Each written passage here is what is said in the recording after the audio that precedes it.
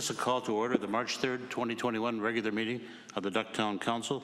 And at this time, I'd like to ask our town manager, Drew Havens, if he would lead us in the Pledge of Allegiance. I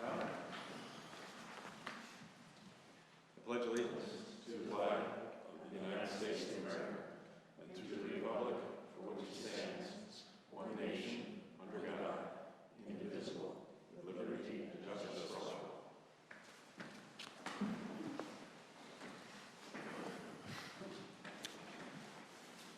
Please join me for a moment of silence.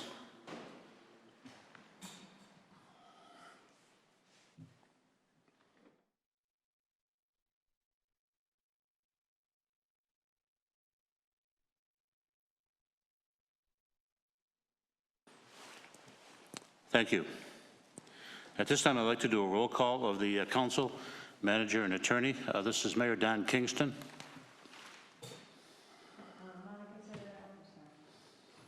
Rob Mooney, council. Sandy Whitman, council.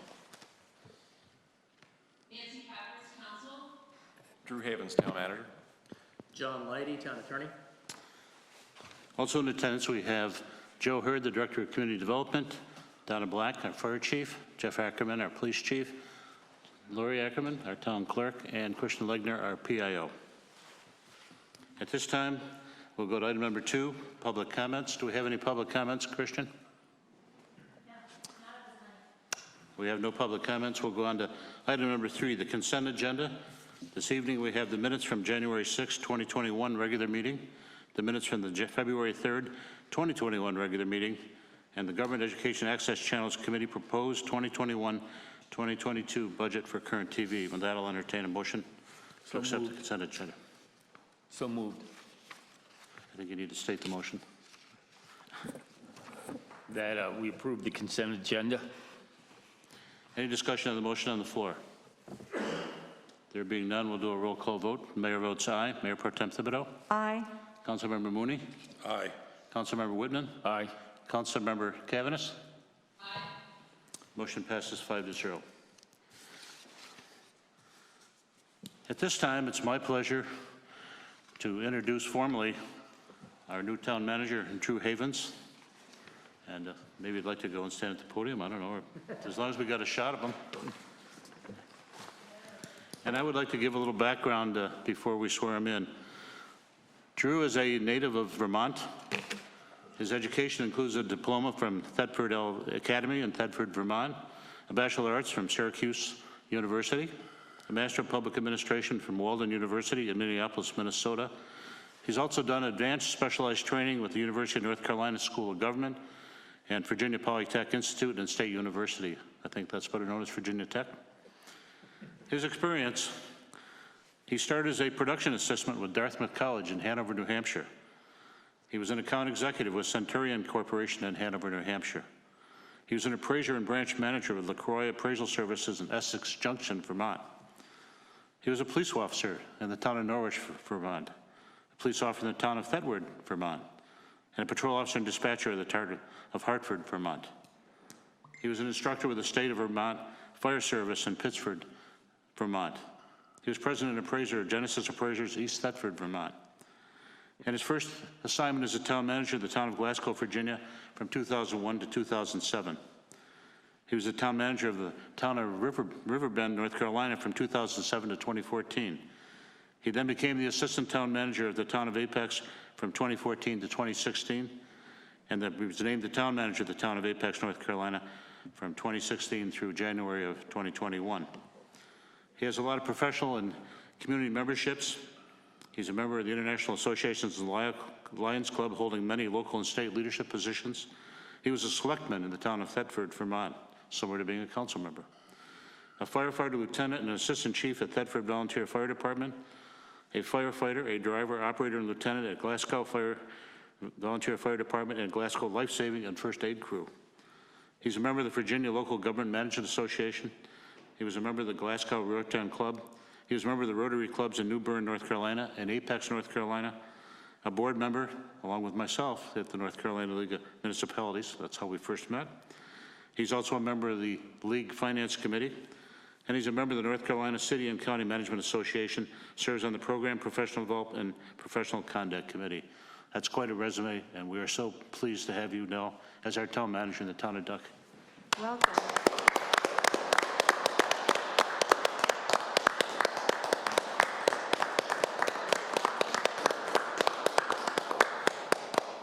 At this time, I'd like to ask Town Clerk Lori Ackerman to swear you in. Give it to me. Sorry. Raise your right hand, and after I give the oath, say I swear or I will. I, Andrew L. Havens, do solemnly swear that I will support and maintain the Constitution of the United States and the Constitution and laws of North Carolina, not inconsistent therewith, and that I will faithfully discharge the duties of my office as town manager for the town of Duck, so help me God.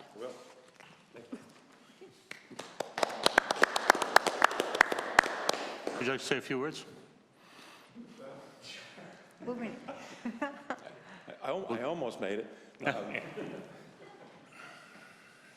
I think you said a lot. That resume sounds like I'm really old, and some days I feel like it. Yeah, this second career for me in local government has been the most rewarding thing that I've done. I really enjoyed the opportunity to work with professionals like we have here in the town of Duck. People that realize that they're doing something that's bigger than their individual effort, that it's a group, and it's in service to a community that values their work. So it's really my honor to have been granted this opportunity by this council to serve this community alongside this professional staff that we've assembled here. So thank you. Look forward to working with you all and keeping the town moving forward. Thank you. Thank you, Drew. Thank you, Drew, and welcome again. We're going to special presentations, item number B, a beach renourishment financing discussion with DEC Associates. That's Doug and Andrew Carter. And Joe, are you going to introduce them? Or is Drew going to introduce them? Shall we introduce ourselves? We're going to go ahead because I think as part of their presentation, they're going to do a good job of letting you know who they are. So I'm going to turn this over to Andrew Carter and give him the floor. Welcome, Andrew. Hello, is everybody able to hear me? Fantastic. Well, thank you again for having us here tonight. And congratulations, Mr. Havens, for being sworn in tonight. I will reiterate that was quite an impressive resume. So congratulations once again. I believe the town has really gotten someone of great caliber there. So congratulations to everybody. I don't know if the presentation is before you or you have it in just paper form, but we'll just start with the agenda page. And of course, we will reintroduce ourselves, DEC Associates. Who are we and how did we get here? And I'll go through a short kind of overview in the history of the town of Duck's beach nourishment, especially starting with the projects in 2016. And then we'll discuss the current financing plan and how it all operates and works together. I know there are new council members that were not here when the initial project was done. You're probably very well versed in most of it, but I'll give a brief rundown of kind of how the whole project in Dare County works together. So unless there are some questions, I'll dive right in. Let's move ahead. Andrew, do you know how to share the presentation on Zoom? I do. Let's see if that'll work for me here. Okay, because I know you had one together. You ran by us. That may be helpful for the members to follow along as you do that. Yeah, let's see here. Bingo. And let me put it in play mode. Where's that?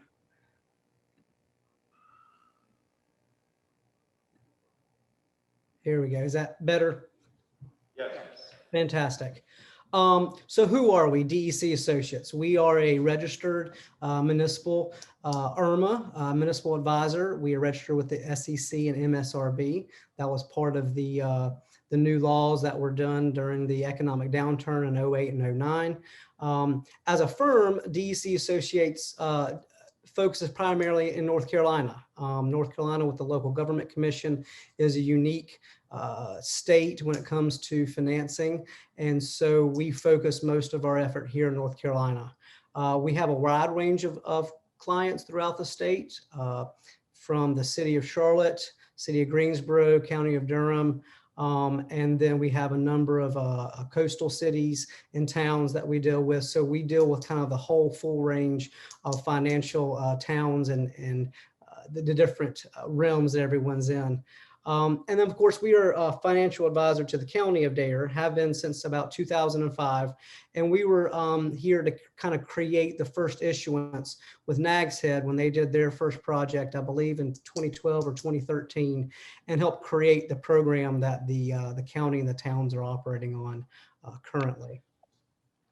We were the financial advisor to the town during the first project in 2016. Dare County and the funding mechanism and the multiple towns that are going in on these projects is really a unique animal in the state, and I believe one to be a model for other places in the state, which we're trying desperately to do. But this was the first time when multiple municipalities and the counties all kind of came together to create a single source of funds for a large construction project that went through a number of the municipalities up and down the coast. And so within that, each town is only responsible for the sand that's placed in their municipality, but there's some cost sharing that's done with the mobilization and demobilization, which can be a large part of the cost of these projects. And of course, we deal with a number of other towns, not just in Dare County. North Topsail Beach has done projects, Oak Island, Holden Beach, and a few others that we're looking at. And of course, each town and each county and each project has its own unique challenges that we tailor to their needs. So shoreline protection, just very generally, what is it? They're mostly done for erosion control, storm protection, protection of your governmental assets, especially water and sewer and other types of things that might be in the ground that water coming over would help damage. And you all have created what's called an engineered beach, which provides additional protection to storm damage and gives you eligibility for FEMA reimbursements during storm events. Currently, you have a FEMA reimbursement from one of the other storms, funds about $2.9 million that will be put forth in this project to get even more sand up on the beach. It really helps hedge some of the sand you might have to do in maintenance times. And of course, we've seen up and down the coast, studies have shown that shoreline protection does diminish damage to government access and private property as water isn't coming over the dune line into private property and governmental property. Early issuers in beach nourishment were usually done by general obligation bonds, which, as we know, requires a vote in order to do so. However, special obligation bonds have become the more preferred approach with the LGC and others, and we'll get to part of the reason why that here in a second. And so, the financing plan, how do we get this, how do we get the sand up on the beach and able to pay for it? So the towns with Dare County, we've got Duck, Kill Devil Hills, Kitty Hawk, and now Southern Shores is getting ready to enter into the mix, all have projects in the works. It's been going on for a while now. As you all know, you've probably been briefed a number of times on some of the engineering from Mr. Wilson.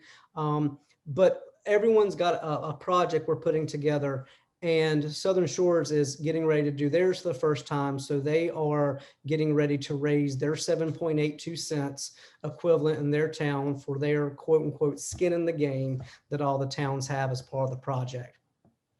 Of course, bundling stuff together, kind of like the bundle and save that you might have, or going to Costco, doing in bulk has meaningful savings. So combining these projects and bidding them at one time allows all of the towns and the county to save on some of the total costs, especially on the MOB and DMO. And Dare County's portion comes from 2% off the occupancy tax that people pay. That's leveraged by law for beach nourishment projects. So that money that is collected, 2% of the occupancy tax, must be used for these purposes not only for county projects, but also the town projects. And of course, the intent of the program always, as long as the money keeps coming in, is for the county to pay 50% of the construction cost in each of the town's projects up front to start to look at how we might fund some of these projects. So the basic structure of the models and how we have all the towns coming together. Each town commits the equivalent of 7.82 cents revenue into their respective beach funds to cover the town's cost. As I've said, this is what we like to call the town's skin in the game. So each of the towns, when they enter into the project, you all created 2 MSDs and had some general fund to raise approximately 1.2 million, which was what your 7.82 cents equivalent in 2015 and 2016, I believe, was to go to your beach fund. This is very important for the integrity of the plan, not only into the future as projects may rise in cost due to inflation and possible storm damage, but each town's tax also determines how much occupancy tax that you might get as well from the county each year. So changing that number would also possibly change the amount of occupancy tax the town gets from the county due to its overall tax rate. The county of Dare, through the interlocal agreements, will basically commit a portion of the occupancy tax, the 2% I was talking about, to give to the town to decrease the amount needed for the town to borrow or pay go their part of the project. So if it's a $10 million project, as an example, the first thought is that Dare would give you 5 million, and that the town would have to come up with their 5 million, either through pay go from the beach fund or through a borrowed source. The county, the Dare, could also enter into interlocal agreements for annual monies to help support any debt service that the towns have to issue. When you did your deal in 2016, the approximately 1.2 million the town was generating did not necessarily pay the full debt service on what you needed to borrow. So the county entered into an interlocal agreement and agreed to give you approximately $200,000 a year in additional funds to help y'all meet the debt service requirements from the 2016 deal. So what are the requirements for special obligation bonds if we were going to borrow for the town's portion? Well, under state law, they require municipal service districts. Well, the good news here is the town has already established those MSD districts and will probably not have any changes or modification to those. It's already been established. The other side of special obligations is when you're borrowing for sand, there isn't a whole lot of collateral. So special obligation bonds under state law allow you to pledge revenue rather than real property. So the revenue that is pledged are taxes and fees the town does not directly levy, things like sales tax, occupancy tax, utility franchise, county interlocal payments you might get. So those are the things that you pledge. And on the repayment side, you can pay from any lawful source of the town. So you pay for the debt out of the revenues generated from the MSDs, but you pledge sales or occupancy tax for the actual collateral pool of those loans. Now you can still program the sales and occupancy tax as you always have in your budget, but if you don't pay the bills, those are the types of revenues that could come after if repayment has not come in. So, and then of course, LGC approval for all special obligation bonds, we would have to acquire that as well. So you look, there are 2 funding sources you have a FEMA grant project of just under $3 million, 2.972 million. FEMA grant monies come to the town as a reimbursement. We would really like for FEMA to pay all the bills and submit them the invoices and for them to pay them as they come in. But FEMA works in a reimbursement type of mechanism. So first, the town must spend its money to pay the invoices directly to the dredging or construction companies. Then you submit worksheets based on those invoices back up to the state. and then they send you a reimbursement that we hope to be within 30 to 60 days. That's typical, but it can vary depending on the project and depending on, what's going on up at the state. They hold back 25% of the 2.9 million until the project is complete, all the invoices have been paid, and any environmental work that has to be done. And those payments we've been seeing are very variable on the back end. Sometimes 6 months after project completion, sometimes a year after project completion, sometimes up to 2 years after project completion. So there's a very wide scope on the back end of this. So we've come up with a cash flow solution that the town may use, if they so decide, of a 1-year SOB that is secured by the FEMA grant monies, and thus is not on the town's credit. You don't have to pledge any funds of any source. And the principal payback is actually the FEMA sourced funds that are held with the state that you will eventually be reimbursed for. So if all goes well, we get all the money in, we pay off the short-term SOB when the project is complete, and we get that last 25% in from FEMA, and we can pay that off as soon as possible. There are 1-year renewals available to us if that last 25% hasn't come in yet and we need to extend the term. So there's flexibility on the back end of this. So what's the timeline we have here? The county and the town staff have been working and meeting for quite a while now. We've been having quarterly meetings. I believe we've had at least 3 quarterly meetings to get all the different towns and all the different actors and everyone together to make sure we're all on the same page. Easements, permits, other processes have begun and should be wrapped up well before the project. Currently, project bids are expected in the June or July timeframe. We will know then once the bids are taken and do any type of contract negotiation in case they come in high, or if they come in low, if we add some more sand to the project. But the bids will be negotiated, and then final project costs will be determined from each of the towns and the county. We expect the financing to occur approximately July or August of this year. We will get LGC approval in July or August, and then close shortly thereafter for a project construction that begins in the March or April time period of next year. Here are the current estimated project costs. I'm sure you've gone over these already, but you have approximately the almost $3 million from FEMA, 2.972. You have your portion of the project, right under $5 million at 4.9 million, for a total cost of the project just under $8 million of $963,200. And you'll see we have some sources.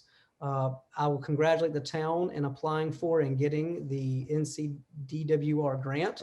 That helps as a funding source into this project.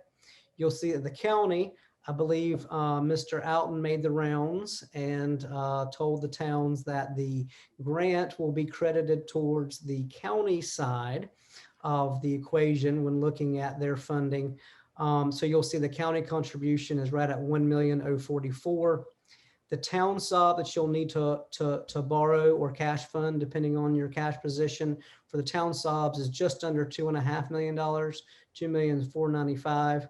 And then, of course, we have the FEMA short-term SOBs for the amount of $2,972 for a total project of $7,963,000. So those are the sources that we have for the towns and the county and what they're coming and bringing in.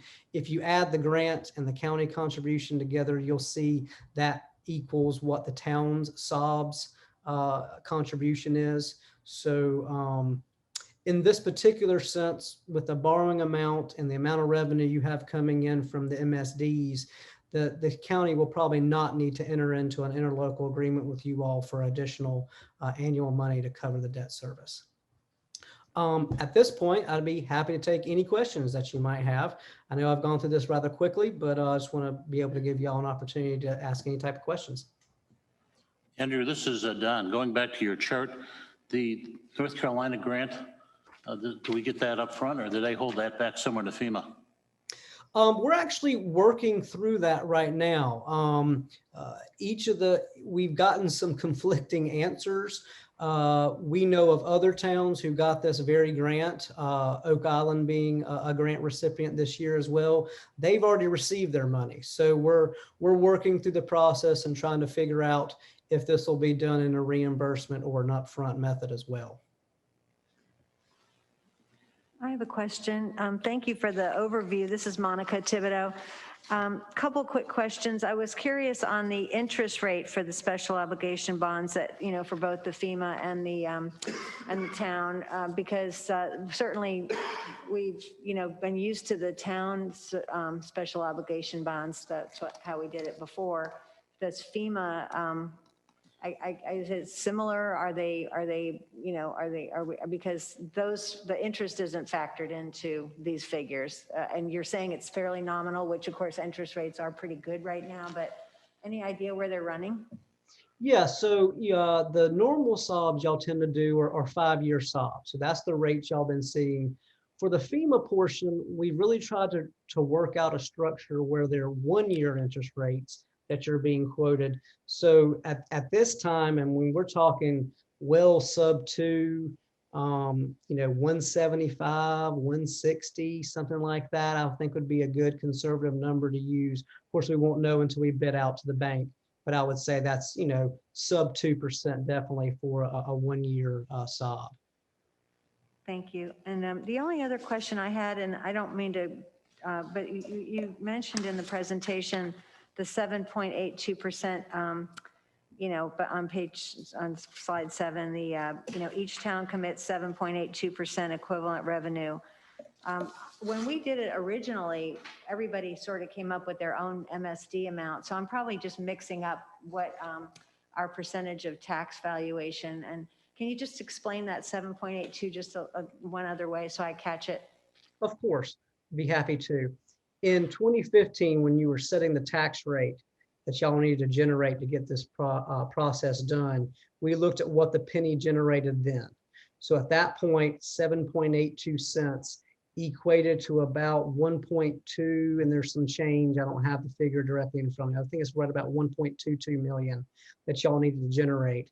And the town decided we would generate that through a couple of MSDs and a little bit of general fund contribution. Southern Shores is doing something very similar right now. They will have to set a new rate, or they would need to generate new revenue that equals their 7.82 cents. And they're looking at different ways of slicing and dicing their MSDs and townwide taxes possibly in that sense as well. So at the time that we established the first interest rates or the first MSD rates is when we determined what 7.82 cents meant for the towns. Thank you. I'm going to think about that a little bit more. I think I'm coming at it from a different way, but everybody's got the same contribution, and we just have to figure out the MSD rate to get to that same contribution. Yeah, so I mean, I guess our point is y'all have said it, and I would almost say like the guy who sells those rotisserie chicken machines, his thing used to be set it and forget it.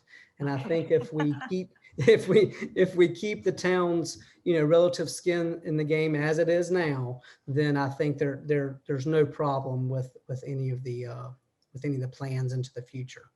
Okay, thank you. Of course. Andrew, this is Don again. Can you explain to the council, some of them haven't gone through this before, a little bit, how you'll interact with the town as we go through this whole financing process, including like the setting of MSDs? Most definitely.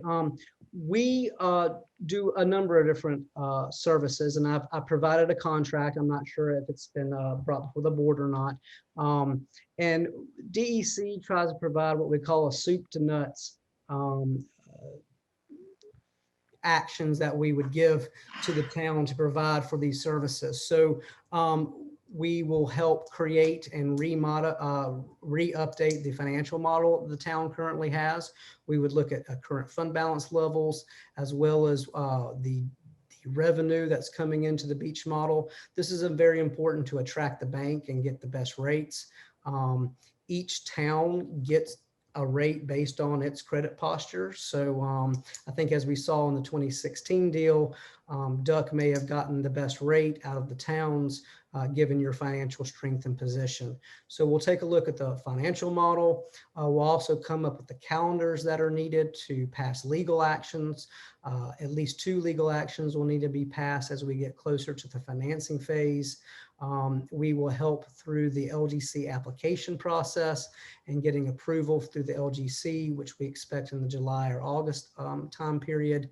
And we will craft RFPs and the solicitations to the banks in order to get the actual SOBS financing as well. So that's probably an overview. Basically, we are here to sit on your side of the table like a member of staff to help you get this project done. And we can help look at the revenues needed in the MSDs or in other places like general fund as needed for this financing. Just one other question. This is a four-town scenario. Is there any consideration of what Nags Head is doing with an impact on what we're doing here? So Nags Head was thinking about jumping into this project. I believe they have officially said they are not going to do that.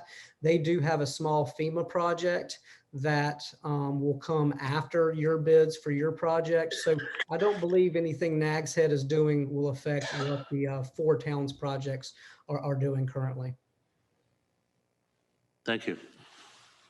Any additional questions from council? Nancy? Rob? Sandy? Well, thank you very much, Andrew. We look forward to continuing to work with you and looking forward to as we move forward on this project. Thank you very much. Thank you for having me. Appreciate it. Thank you. Bye-bye. Thank you. I'm going to move on to item number 5, a public hearing. Public hearing discussion consideration of SC-21-001, an application by Golden Sand Holdings, LLC, for a special exception seeking modification in the minimum parking standard for 1 parking space under the Village Commercial Development option relating to the establishment of a 1-bedroom apartment above the existing retail shop in Unit 7 of the Southside Shops at 1180 Duck Road. This time I'd like to turn over to our town attorney, John Leidy. Thank you, Mr. Mayor. At this time, I'd like to go through the process that that the council needs to follow in connection with this hearing. At this time, we are going to begin the consideration of special exception application 21-001 submitted by Golden Sand Holdings, LLC. In this particular matter, the council sits as a quasi-judicial body in order for the council to determine whether this application should be granted. There are some special rules and exceptions that apply here. In reviewing this application, the council is a formal quasi-judicial board which operates under strict rules and procedures which are set forth by statute in a fashion similar to a court of law. The council's decisions must be based on substantial, competent, and material evidence presented under oath during this hearing. While the council is not strictly bound by courtroom rules of evidence, they are guided by those rules and the general statutes as to what evidence is admissible. Hearsay, generalizations, speculation, and most lay witness opinions may be subject to objections, precluding them from being considered in the council's decision-making process. In that regard, we ask that witnesses restrict their testimony to only factual information that is relevant to the limited issues under consideration. Testimony by all witnesses must be given under oath or affirmation. All witnesses will need to go to the lectern or raise their hand if they're participating by Zoom and be recognized and identify themselves in order to provide their testimony. No other discussion by the audience is allowed. Any physical evidence that's presented needs to be made an official part of the proceedings and will be retained by the council. The initial parties to this proceeding are the applicant and the town. Parties may object to testimony and cross-examine one another's witnesses and members of the general public who provide any testimony. Parties will be provided an opportunity for brief closing arguments. Questioning, objections, and argument must come from an attorney or the applicant themselves, not somebody appearing for them, such as an engineer, architect, or surveyor. Absent the granting of a formal motion to intervene, no members of the general public may be allowed to question witnesses or object or make arguments to the town council. Now, there are also some special conflicts and due process considerations that I'd like to go over with you as well. It is imperative that no member of the council participate in or vote on this matter in a manner that would violate an affected person's constitutional rights to an impartial decision maker. Impermissible violations of due process include, but are not limited to, 1, having a fixed opinion prior to the hearing that is not susceptible to change. 2, undisclosed ex parte communications. And 3, having a close familial, business, or other associational relationship with an affected person or a financial interest in the outcome of this matter. Now, previously undisclosed ex parte communications which have not caused you to develop a fixed opinion may be cured through disclosure of the facts or information obtained on the record. A party or a member of the council, including the council member at issue, may object to any member's participation for lack of impartiality. If an objection is raised to a member's participation and that member does not choose to recuse themselves, the remaining members of the council shall, by majority vote, rule on the objection. So at this time, I ask whether anyone on the council has any conflicts which would potentially make them something other than an impartial decision maker, or have you had any undisclosed ex parte communications about this matter which you need to disclose on the record at this time? No. No? All right, thank you very much. So, because this is a quasi-judicial matter, the applicant will have the burden of making their case regarding the application. However, we're going to begin the process by having town staff testify first in order to provide an overview of the application. Once the staff have completed their evidence, the applicant will have an opportunity to provide evidence. That evidence will be followed by the evidence of any other party if necessary. Then the general public will have an opportunity to provide evidence. Again, anyone who presents evidence must be sworn or have received an oath or affirmation. Upon completion of all the evidence, the parties will have an opportunity to make a brief argument summarizing their position. Due to this being a remote meeting under an emergency directive, the law could be read as to require the board to leave the hearing open for written comments for another 24 hours. Thus, once we get to the end of this process, I will indicate that there will be an opportunity to do that. So as we move on to the hearing, I'd like to start by asking all of those individuals who will be presenting evidence, if you would please pay attention at this point and receive the oath or affirmation from the town clerk. Raise your right hand, and after I give the oath, say I will or I do. I swear that the statements I'm about to make are the truth, the whole truth, and nothing but the truth, so help me God. I swear. All right, thank you very much. Now that you've been sworn, we'll begin the evidentiary presentation, starting with the presentation by the town's staff, presented by the Community Development Director, Joe Hurd. Okay. Thank you, Mr. Leidy. Thank you, Mayor Kingston, members of council, members of the public in attendance, both here as well as by Zoom. And I'd like to just start off for the record by noting that this hearing was properly advertised, notice given, the dates are all contained in the staff report. Notices were also sent to all adjoining property owners as well as other business owners on this same property, and posted here at the town hall and on the town's website as well. So all of those were in compliance with our standards. So just to generally cover the proposal initially, the applicant is seeking to establish a one-bedroom apartment, approximately 900 square feet in size, on the second story of the retail shop in Unit 7 at the Soundside Shops, 1180 Duck Road. The addition of this apartment would increase the minimum parking requirements for this site by one parking space, as it is a one-bedroom apartment.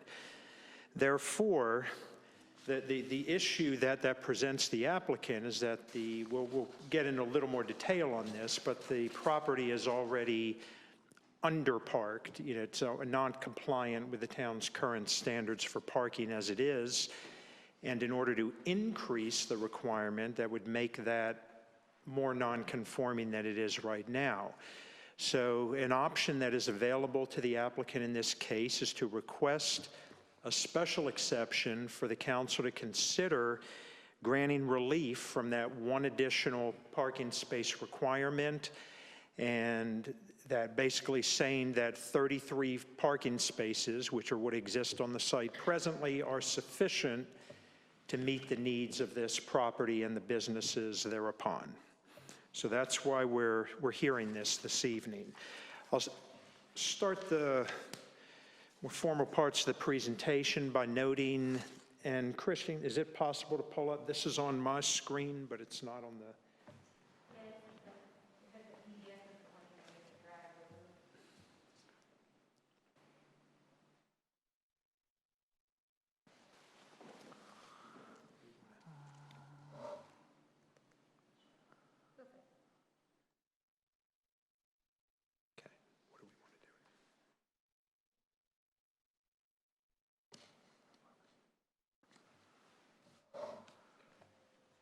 Unless, I don't know if you normally, duplicated. A different setting, sorry. Okay. You'll have to look up there. Thanks. All right. So what we're dealing with is a property just a tad over 3/4 of an acre in size, 0.76 acre, zoned village commercial in Duck Village. Contains, as I mentioned before, the Soundside shopping center. This is a unique property in Duck, in that this is our only commercial condominium property. So basically what I mean by that is that we have 7 units on this property, commercial units that are owned by individual owners, and then the bulk of the property, including the parking area, septic area, other areas, are owned in common by all of those owners, and then they own the building and footprint that they're in. So the unit we're looking at here is one of 7. They total 7,689 square feet of retail space between the 7. This unit's located at the rear of the property. We'll see that a little bit better on when I pull up the site plan. And it joins the boardwalk in Currituck Sound. So this is at the back of the development. Again, you have a retail space on the ground floor or first floor of this unit, and what's being proposed would be renovations to the upper floor to allow for the apartment. It adjoins, in this particular building at the back, adjoins the space that's now occupied by the Sea Dragon Art Gallery back there. There's just a wall separating them. So that kind of describes the other, this property. But then as we look around it on this aerial photograph, what you see are all the other properties around it are also zoned village commercial. But what you see here is property to the south that contains exotic home, furnishing store, that also contains an accessory apartment above that on the 2nd floor. To the north, we have one of our newer businesses with NC Coast Grill and Bar, located directly to the north. Across the street, you can see those large green roofs on that aerial photo. That's part of the Scarborough Lane Shopping Center. So you can see very commercial surrounding of this property as well. We have information in the staff report concerning some history as far as other relief from parking requirements that the town has looked at over the years. And you have a whole laundry list of different criteria that we look at as a staff as we evaluate this application. I'm not going to go into any of that in depth. I'm just going to focus on the key aspect for this proposal, which is how it relates to the parking requirements.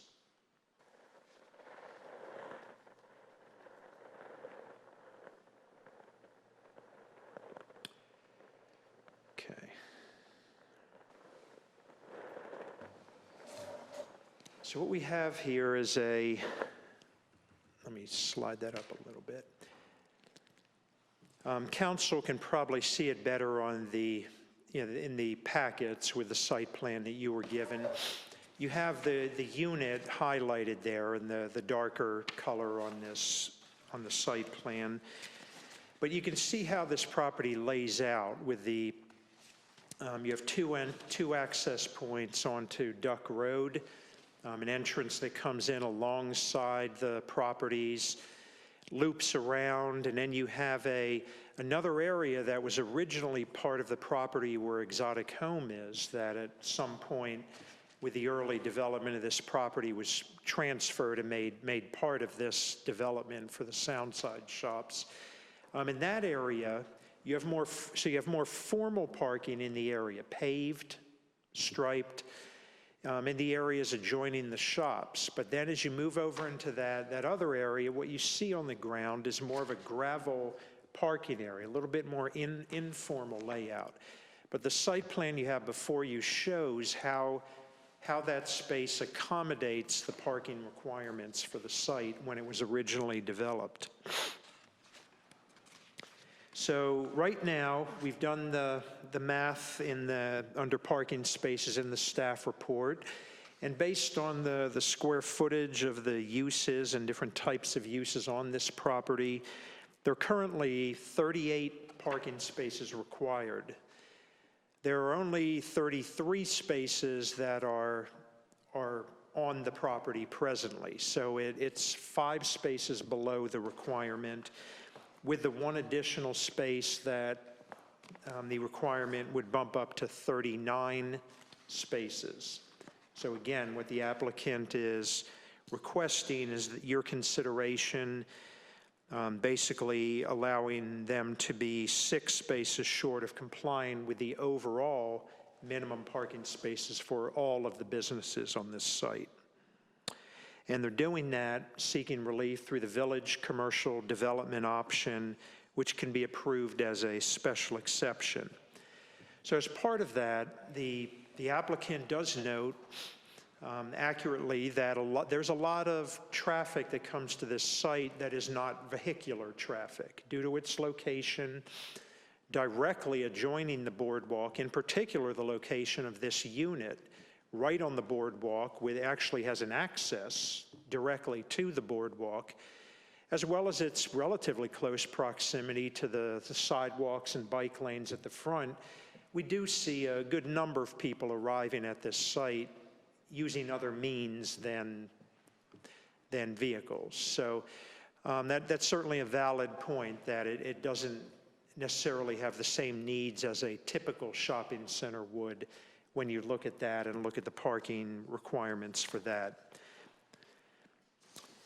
So I'm going to jump over to our standards in the ordinance that we have for that village commercial development option and talk a little bit about this proposal and how it addresses the findings that the council has to make in this particular instance. So first of all, there is a criterion in the ordinance that limits, if someone is seeking a special exception for the purpose of parking in the village commercial development district, if the council may recall, when this special exception was created just a year or so ago, that we took a look at placing limitations on that, how much relief can be granted. And in doing that, the council came up with we have a formula here that a site is limited to a maximum of either 5 parking spaces or 20% of the minimum parking requirement for the site.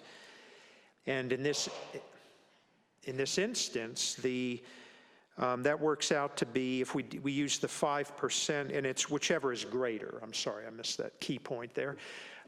In this case, the 20% is the greater amount. So the 20% works out to a potential reduction of up to 6 parking spaces on this site.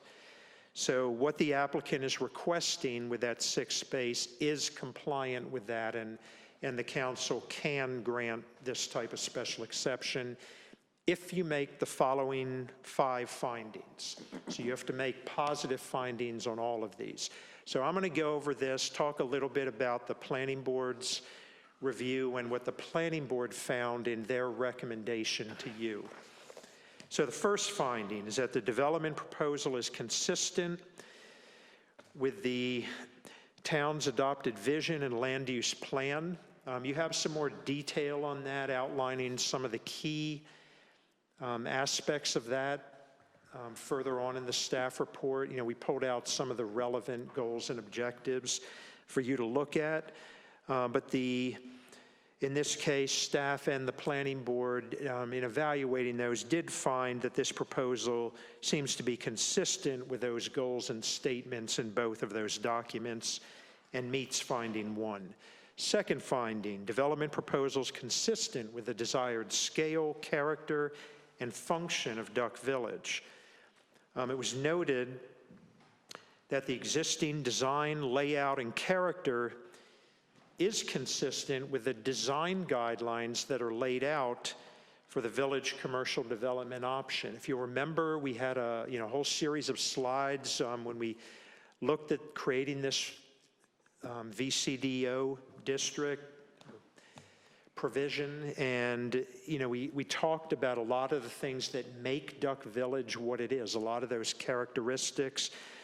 The Soundside shops are a pretty good example of the kind of things we're looking at. They're not just one big strip mall, they're broken into smaller pieces, smaller buildings. When you look at it, you don't see a large, obtrusive building.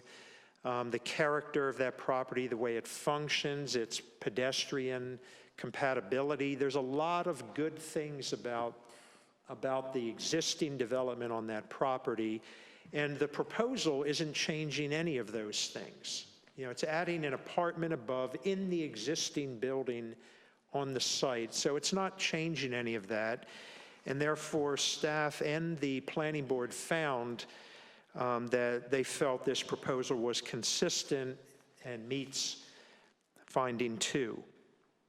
Third, the subject property, including the development proposal, contains many, and I'm sorry, this is the one that they're exempt from because it's a small project. So we really jumped to number 4. The requested modification is the least necessary to accommodate the proposed development and meet the intent of the village commercial development option. So in this case, this is actually fairly simple with this request in that the applicant needs 1 parking space to accommodate the apartment. They are only requesting 1 parking space, so therefore we and the planning board did find that the request meets finding 4. And lastly, the requested modification will not negatively impact adjacent properties or the surrounding area. In this case, we note that the special exception application and the proposed improvements are not significantly altering the appearance of the building, the intensity of the uses, the layout or the function of the site, and therefore we found that the proposal is unlikely to result in any substantial negative impacts to adjoining properties, and staff and the planning board felt that this proposal meets finding 5 as well. So all that being said, at their meeting on February the 10th, the Duck Planning Board voted unanimously to recommend approval of the special exception under the village commercial development option, seeking a reduction of 1 additional parking space to the minimum parking standard for the Soundside shops at 1180 Duck Road. They did recommend the following conditions. First, that building inspector and fire department must review and approve the building plans for compliance with applicable codes prior to issuance of a building permit for the apartment renovations. Second, to maximize parking available to business customers, designated parking for the residential apartment must be located by the dumpster. And third, this conditional use permit will expire in 12 months from the date of approval, if the associated building improvements have not been permitted. Just a comment as it relates to the first of those items regarding the permit and need to review. If you've been out to the site, you may have noticed that there's actually a good bit of renovation work going on at this unit right now. That is all related to the retail unit, which is a permitted use, and we've issued a permit for that work that's going on presently. The apartment would only happen, obviously, if this relief was granted for the parking space. So I did want to clarify that, just in case any council members were wondering why if the applicant had jumped the gun, but that's not the case. So that concludes my presentation for you this evening, but I'd be glad to answer any questions the council members have at this time. First, Mr. Hurd, let's see if the applicant has any questions for you. Any questions for Mr. Hurd? All right, thank you. So does the council have any questions for Mr. Hurd? I just have a quick one on that requirement about the dumpster parking. Is that parking number 17, or is everybody in agreement about which parking space that is that's next to the dumpster? Yes, Okay. that's correct. Okay. But yeah, so that's not spelled out, but that might be, it could be something you would look at. But the intent there was that it not take away from the business, and the applicant.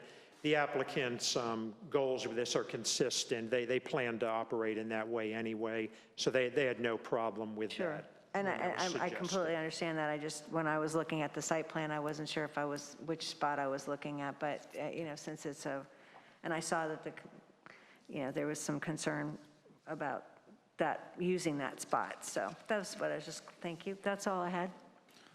Joe, I have a question on the calculation. So you had a two-story retail spot there. How was the original calculation, even though it was storage, was it not counted as retail space in the calculations, and therefore it's kind of a trade-off when it becomes a bedroom? It was not counted as storage. As storage, it was not counted toward the retail calculation. But originally, in the original calculation, do we know it was storage, or was it, I mean, there's been several businesses there. Was it not at one point in time, and maybe the applicant knows this, business on the second floor? I mean, I'm just saying you had a larger space, which was retail. Now you're having a smaller retail space, and now you're having it in a bedroom. Is there some trade-off there between the bedroom and the reduced retail space?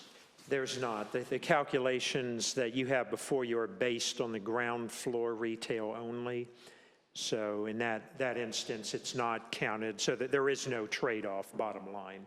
I understand the question as far as being used for storage, but that did not count toward the retail calculation.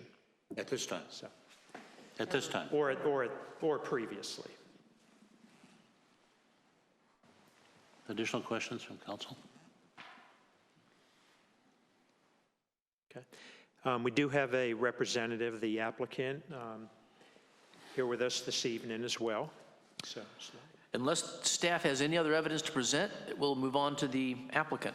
At this time, you may please approach the podium, and if you'll start by telling us your name and your capacity, and then present your evidence.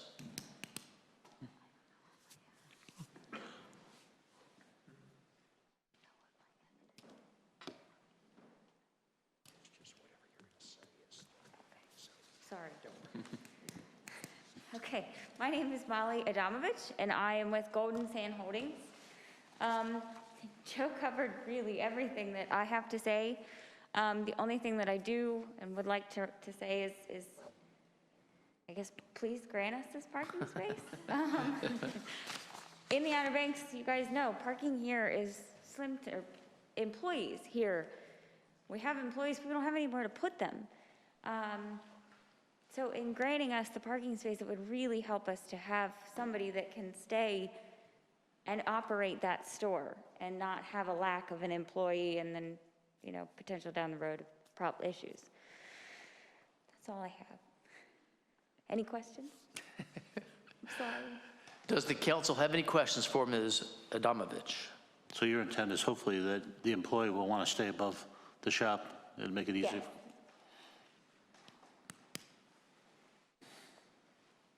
No, I don't have any questions. No questions. Any other evidence that you wish to present on behalf of the application? No, I think Mr. Hurd covered it all. All right, thank you very much. Thank you. Thank you. Ms. Legner, did anybody indicate they wish to participate in this public hearing? So you have no indication of anybody who wishes to present evidence from outside? Okay. Well, let me point out that once we conclude the public hearing, since we are conducting this hearing at this time pursuant to an emergency order during a condition of a state of emergency, anybody who wishes to present public comments regarding this may do so by an affirmed or affidavit form of testimony, and may submit that within 24 hours to the town clerk following the conclusion of this hearing. Does the council wish to receive any other evidence regarding this application before you begin your deliberations? If so, we need to do that before we conclude the public hearing. No. Seeing none. Okay.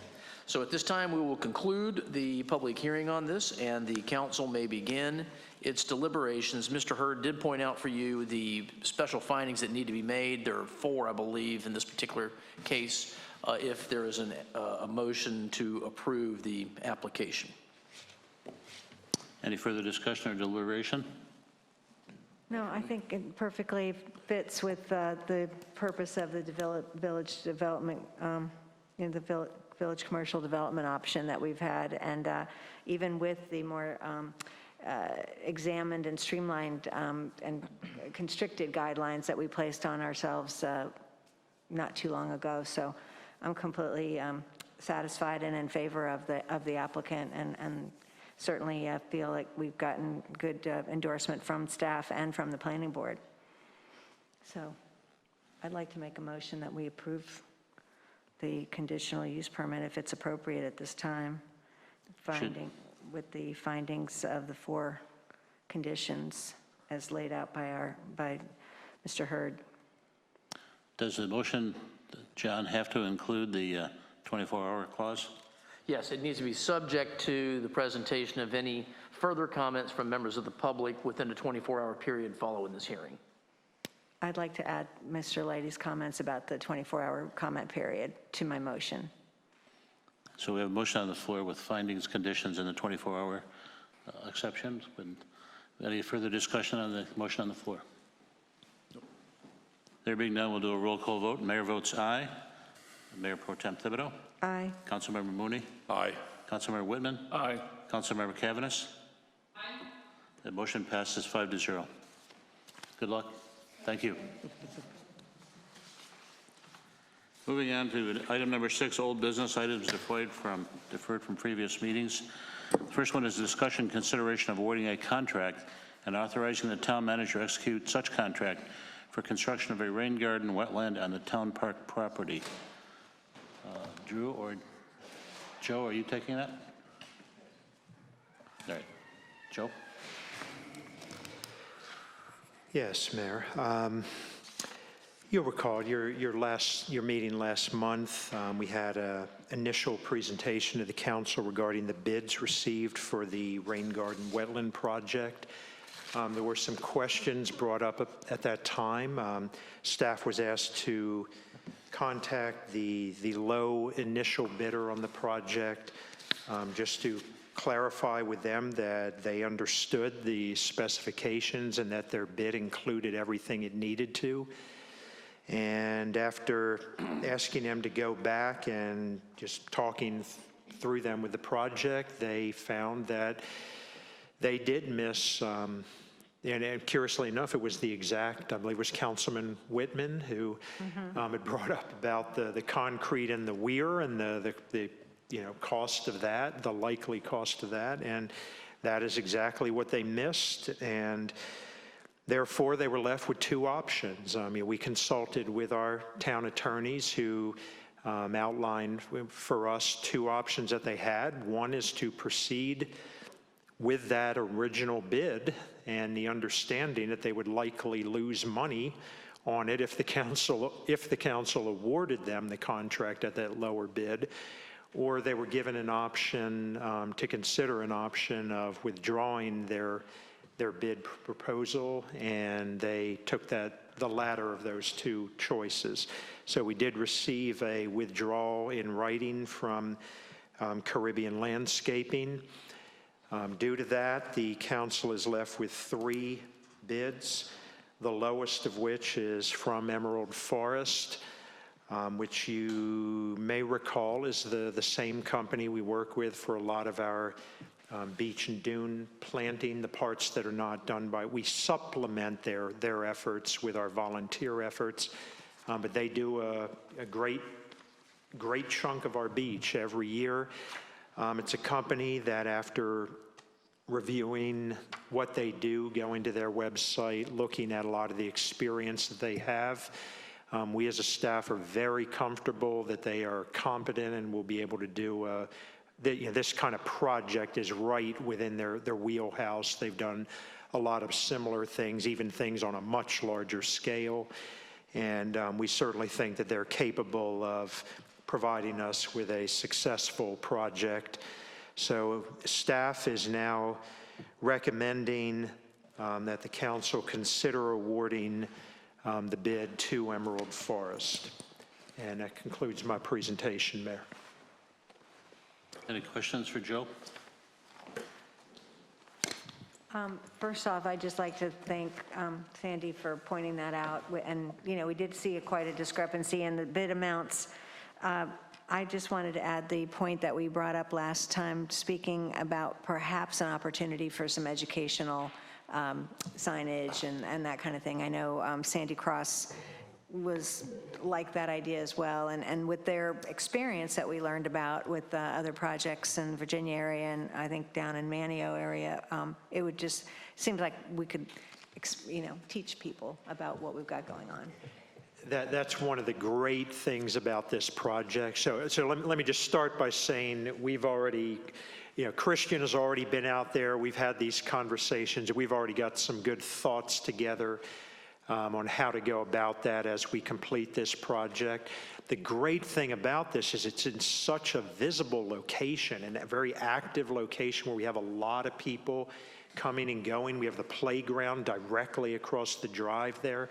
So we'll have a great opportunity to show off this project. You know, it can be a nice model project for other people to consider. We've got an awful lot of people who, in our own town, who have some issues with standing water, things like that. And this is a way that they can address that on a small scale. And you know, just take advantage of what we're providing there and what we learn from this project and be able to use that successfully. Curiously enough, you note in the staff report, we have a small grant associated with this project from Dare County Soil and Water. That is a grant that's available to private property owners. So we will be able to assist people who are, you know, who have an interest in this in applying for that grant. It's not a complicated one. And so that's something we hope that this project will serve that purpose. So it's a great point. Thank you. That's exciting.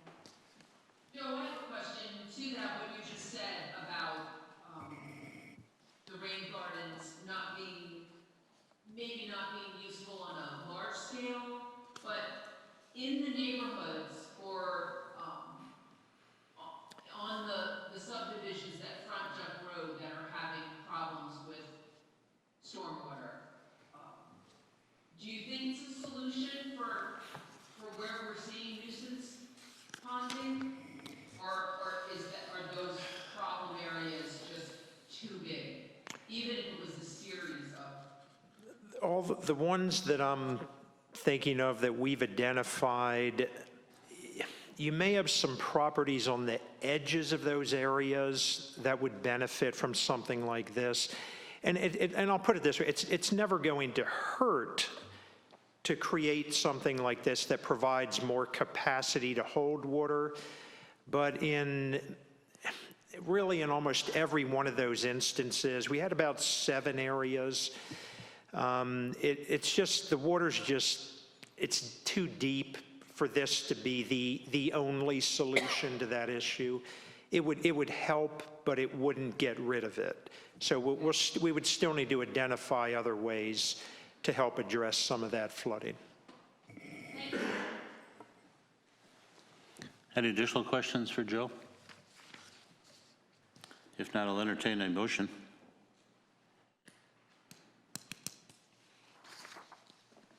I'll make a motion that we award the contract and authorize our town manager to execute the contract for construction of a rain garden wetland on the town property to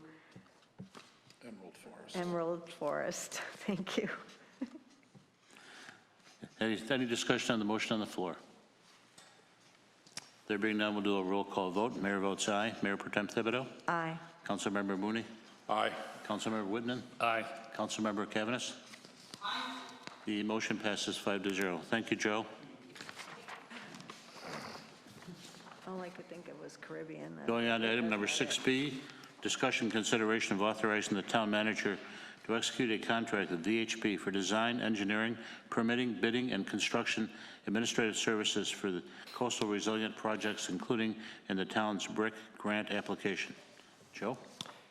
Okay, well, thank you, Mayor Kingston. And in this instance, we always enjoy a visit from Chris DeWitt with VHB, and he was kind enough to join us this evening. And I'd asked him to just give you a brief overview. We touched on this at the retreat, but I've asked him to give you a brief overview, and he is here to answer any questions that you would have about the contract as well.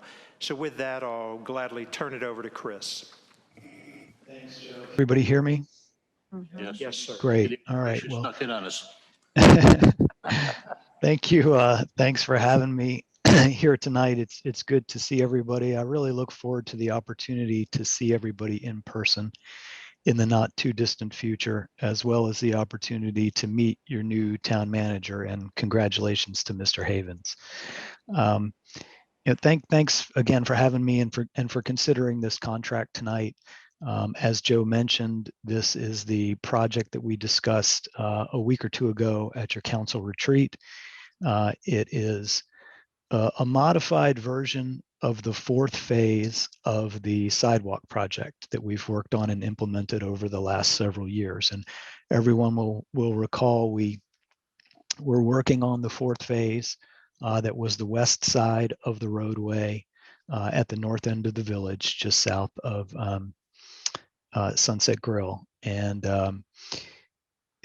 we got close to finishing the design and getting ready to permit and bid that project. And because of the concern about the recurrent flooding from the sound there and the opportunity presented by this new funding source, the Building Resilient Infrastructure and Communities, the BRIC program, council agreed to put that project on hold and seek this additional funding that would allow the project to still include the sidewalk, still include the living shoreline elements, but add in the element of elevating the roadway to address some of that recurrent flooding. So we worked with the town on the submittal of the BRIC grant application and presented it to FEMA, the funding agency, in exactly that way, that this is a comprehensive resiliency project that involves three main elements: the construction of the sidewalk, the construction of the living shoreline, and the elevation of the roadway. So a comprehensive resiliency project, submitted that BRIC funding application. The first cycle of application went to the state, and as everybody knows, the application scored the highest in North Carolina. So as the state submitted their statewide package to FEMA, this project went in as top ranked out of the state. So that was good news. We've still got, final decision from FEMA, but good news coming out of the state. We anticipate a notice of award in July of this year. Obviously, the intent and the desire is to allow this project to start construction in the fall of this year, in late October, early November, following the Jazz Festival, similar to what we've done with the other phases of the sidewalk. In order to make that construction schedule, we really need to, let me back up one step. The funding application included preliminary design plans for this comprehensive resiliency project. So as part of that effort, we developed preliminary plans that allowed us to show FEMA exactly what we were doing. It allowed us to do a very detailed construction cost estimate. In order to meet the construction timeframe, the desire to start construction in the fall of 2021, we really need to progress those plans, to get into final design, get them to the point where we can bid them in the summer and have a contractor on board in fall. That process includes some technical things like platting of easements, some geotechnical analysis for the roadway design and some of the stormwater, some additional subsurface utility locating, in addition to just progressing the preliminary plans to a final stage to where we can bid them. Concurrent with all of that, we need to go through an environmental permitting process and an environmental compliance process, complying with the Federal National Environmental Policy Act. So there's a lot to be done to get us to the stage where we can bid the project and get to construction later this year, which is the reason for this contract submittal. Obviously, we're doing this a little bit in advance of the notice of award of the hopeful notice of award of the BRIC funding. But the costs that you see in the contract proposal were all identified in the BRIC application. It was part of the cost estimate that we did. And the schedule that we submitted made it very clear that the town intended in early 2021 to continue the design and do the permitting and the compliance activities in advance of the funding award, and with the anticipation that those would be reimbursable activities. We structured it that way in the original letter of intent and identified those line items in the grant application. So the numbers that are included in our contract are included in the funding application as an overall part of the project. And again, as Joe mentioned in his introduction, in addition to the final design, the permitting, and the environmental documentation, the contract does include bidding and construction administration services. It's similar to the process that we've been through with the other phases of the sidewalk. So that is the purpose of the contract tonight. Again, all of that is included in the BRIC funding application and is urgent from a schedule perspective to get us to your targeted construction timeline. So with that, I will be happy to answer any questions that you might have. Obviously, the first question, Chris, is what upfront costs are we talking about? I mean, not from a standpoint of detail, but dollars. The overall contract amount that you're considering tonight is $322,000. And that's broken down into those individual elements of final design, permitting, NEPA documentation, bidding. Will that all be expended in this fiscal year, or some of it past July 1? Some of it past July 1. Yeah, we need to continue the design and initiate the permitting and the NEPA documentation to get us to a point where we can bid the project in summer so that we have bids for you to consider in the September-October timeframe, which would allow the contractor to begin work in November. So none of the, the bidding and construction line item, which is an $80,000 line item in the contract, that would all be after July. Much of the design and some of the permitting and the NEPA documentation would be before July, but a good portion of the contract would be next fiscal year. I just have one follow-on question to that, and it's not necessarily germane to this BRIC project, but to FEMA, we just heard that FEMA will reimburse us for beach nourishment well after the fact. How are they going to handle the BRIC project? Do we know? Are we going to have to go out and do something with respect to getting the money for the BRIC project prior to being reimbursed by FEMA? It's a really good question, and it's a new program, and I don't know the answer to that. And I was tuned into the beginning of the meeting and picked up on that in the Shoreline presentation and went to the BRIC website, and I couldn't find an answer. So trying to track down that answer, but I don't know. So we may be calling upon the Carters to talk about special obligation bonds with FEMA grant being a collateral. So Questions? Go ahead, Matt. I'm sorry. Did you have another question? Go ahead. Go ahead. Oh, you don't, okay. Just breaking it down in terms of the scope of this project, which is a massive, with brick and everything, with the raising of the road and everything. So VHB is coordinating with DOT to do all the road raising and all that stuff in the brick grant, all things being, if we get the grant, then VHB is sort of the head engineering and Correct. design and the whole thing. That's a big lift, no pun intended. And then if we don't get the brick grant, then we've got this contract and we've got a lot of engineering and design that may or may not be necessary, but it's kind of almost, well, too bad. We've done it. We've done the work, so there's a little bit of a, if we don't get the brick grant, then we've basically just done a whole lot of DOT's work if they ever want to raise the road down the road. Am I simplifying that? Is that too simple? But anyway. Maybe a bit of an oversimplification. There is some risk, frankly, to get to that construction target. There's a need to start the work. Again, it is reimbursable if you get the grant, but if you don't, then some work will have been expended, and some level of decision will have to be made as to what the project becomes at that point. But yeah, there is some risk there. Well, thank you for, bringing it to a real simple level for a non-engineering type like myself. But I would also just like to thank you, Chris, and your firm for everything that you've done for the town of Duck over the years, since pretty much since the town park.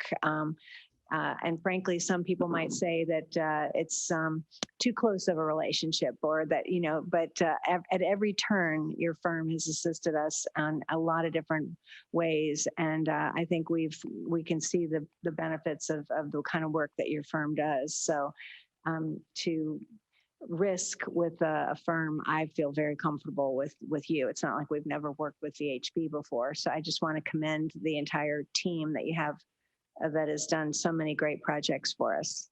Well, thanks. You are an extremely valued client to VHB. We have really enjoyed working with you over the years and appreciated the opportunities that you've given us. Chris, has there been any conversation at all with FEMA? Has there been any feedback at all on the submission? It's out of the state now, correct? It's out of the state now. No feedback from FEMA yet. And there's no discussion or anything about the program coming out from them independently of talking about, how it's progressing? Even if there's been no conversation? No. And what's your drop dead date for when you really need to start, or is it yesterday that you need to start working on the plans? Pretty much yesterday. Yeah. The plans themselves are not, the plans themselves, we've got to keep progressing the plans to get to construction. The bigger schedule risks are the permitting and the NEPA documentation, because I can't control those. I've got to get applications to submitted and a NEPA document submitted to agencies who are then going to review and comment. The plans, I can go to my folks and say, we got to bang these things out and get them done. So it's the plans are not the big schedule item. It's the permitting and the environmental compliance. So you're talking about $95,000 out of that number, out of the 275. 322. Well, there's other items that go into that to get to that But point. the VHB fee is 275. That's right. And out of that 275, 95 is the gamble, the permit and the documents that you have to get out. Those are this big schedule factors. We've got to progress the final design to not completion, but to a point where we can submit the permit and submit an effective NEPA documentation. But all of that would go concurrently. Okay. But it's the review of the permitting and the NEPA document that are the bigger schedule concerns. If the town does not get this grant and you're 50% done, is it possible? Is it feasible that we can terminate the contract for this project at that time with you people? Certainly. certainly. If you didn't get the grant, we could stop work at any point, and then, consider, does the town want to go do the original phase 4 project? Is there another route? We could rethink at that point. But if the grant didn't come through and the town decided to stop the project, we could stop work. Thank you. Any additional questions for Chris? Well, obviously, the decision for council is, do we want to move ahead, authorize the town manager to contract with VHB and assume the risk, which if we get the contract, obviously will be covered in there. Otherwise, it'll be, future investment perhaps of some plans. And as Sandy and Chris just discussed, could be terminated based upon a negative decision from FEMA. So if there's no more questions, I'll entertain a motion. One way or the other. I'd like to make a motion that we have the town manager enter into a contract with VHB for the design, engineering, permitting, and bidding construction administrative services for the Coastal Resilient Project in the brick grant. Any further discussion of the motion on the floor? There being none, we'll do a roll call vote. Mayor votes aye. Mayor Pro Tem Thibodeau? Aye. Councilmember Mooney? Aye. Councilmember Whitman? Aye. Councilmember Cavanagh? Aye. Motion passes 5-0. Thank you very much, Chris. Thank you all very much. I'll Now see you got work soon. for tomorrow. Get to work. Plans ready? Thank you, Chris. Thank you.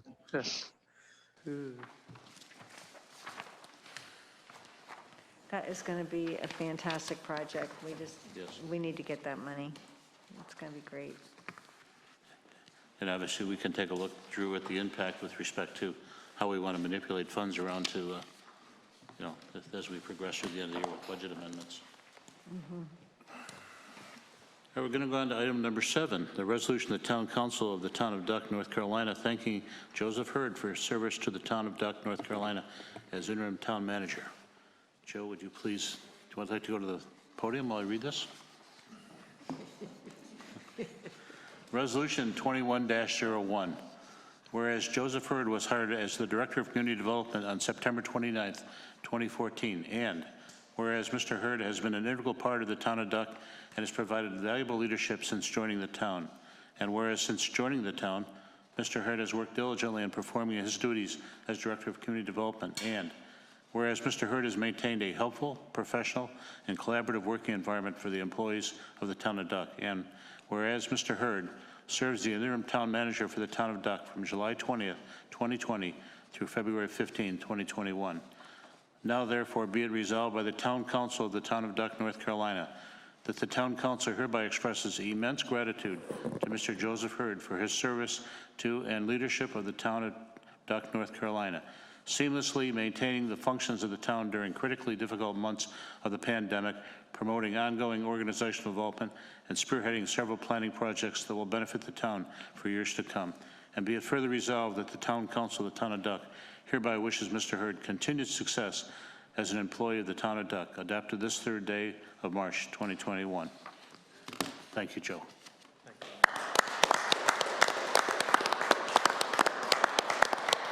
Before Joe talks, what I'd like to do is call a roll call vote to adopt the resolution. The mayor votes aye.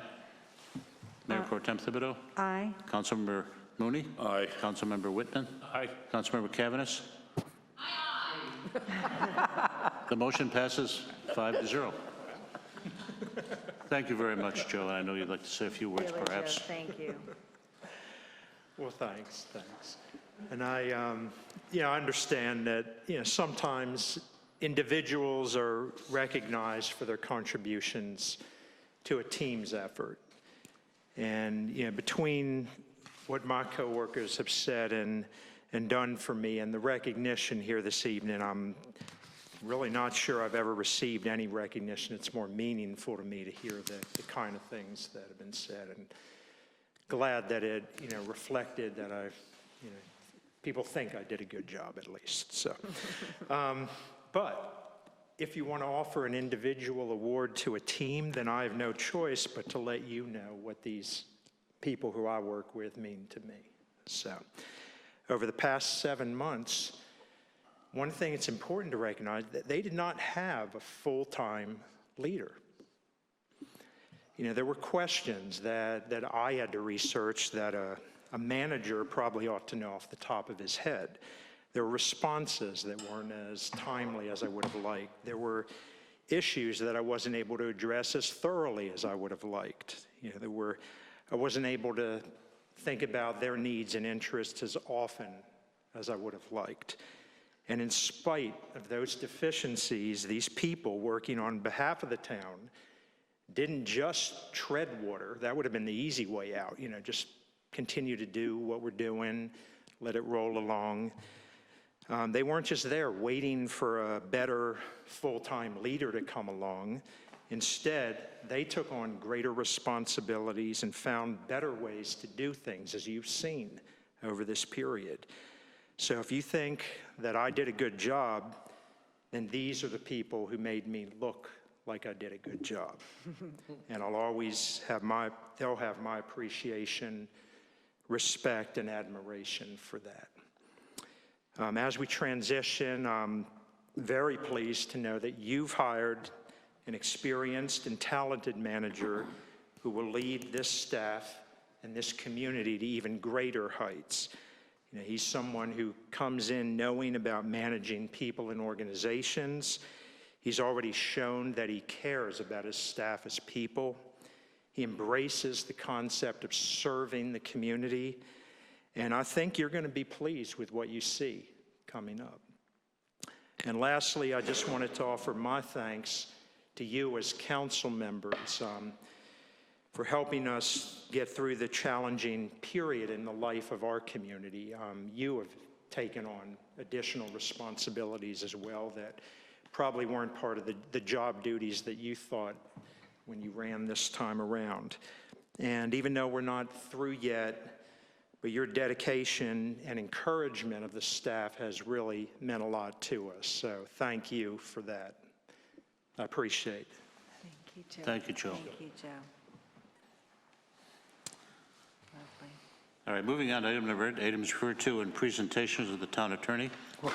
Well, how are you going to follow that? I don't know. But the good news is I don't have anything to report on tonight, other than I do have a request for a closed session at the end of the meeting. Thank you. Item number 9, items referred to in presentation to the town manager. Drew? I'm going to ask the fire chief if you'd like to make a presentation, followed by the chief of police, Mr. Hurd, and then Christian last.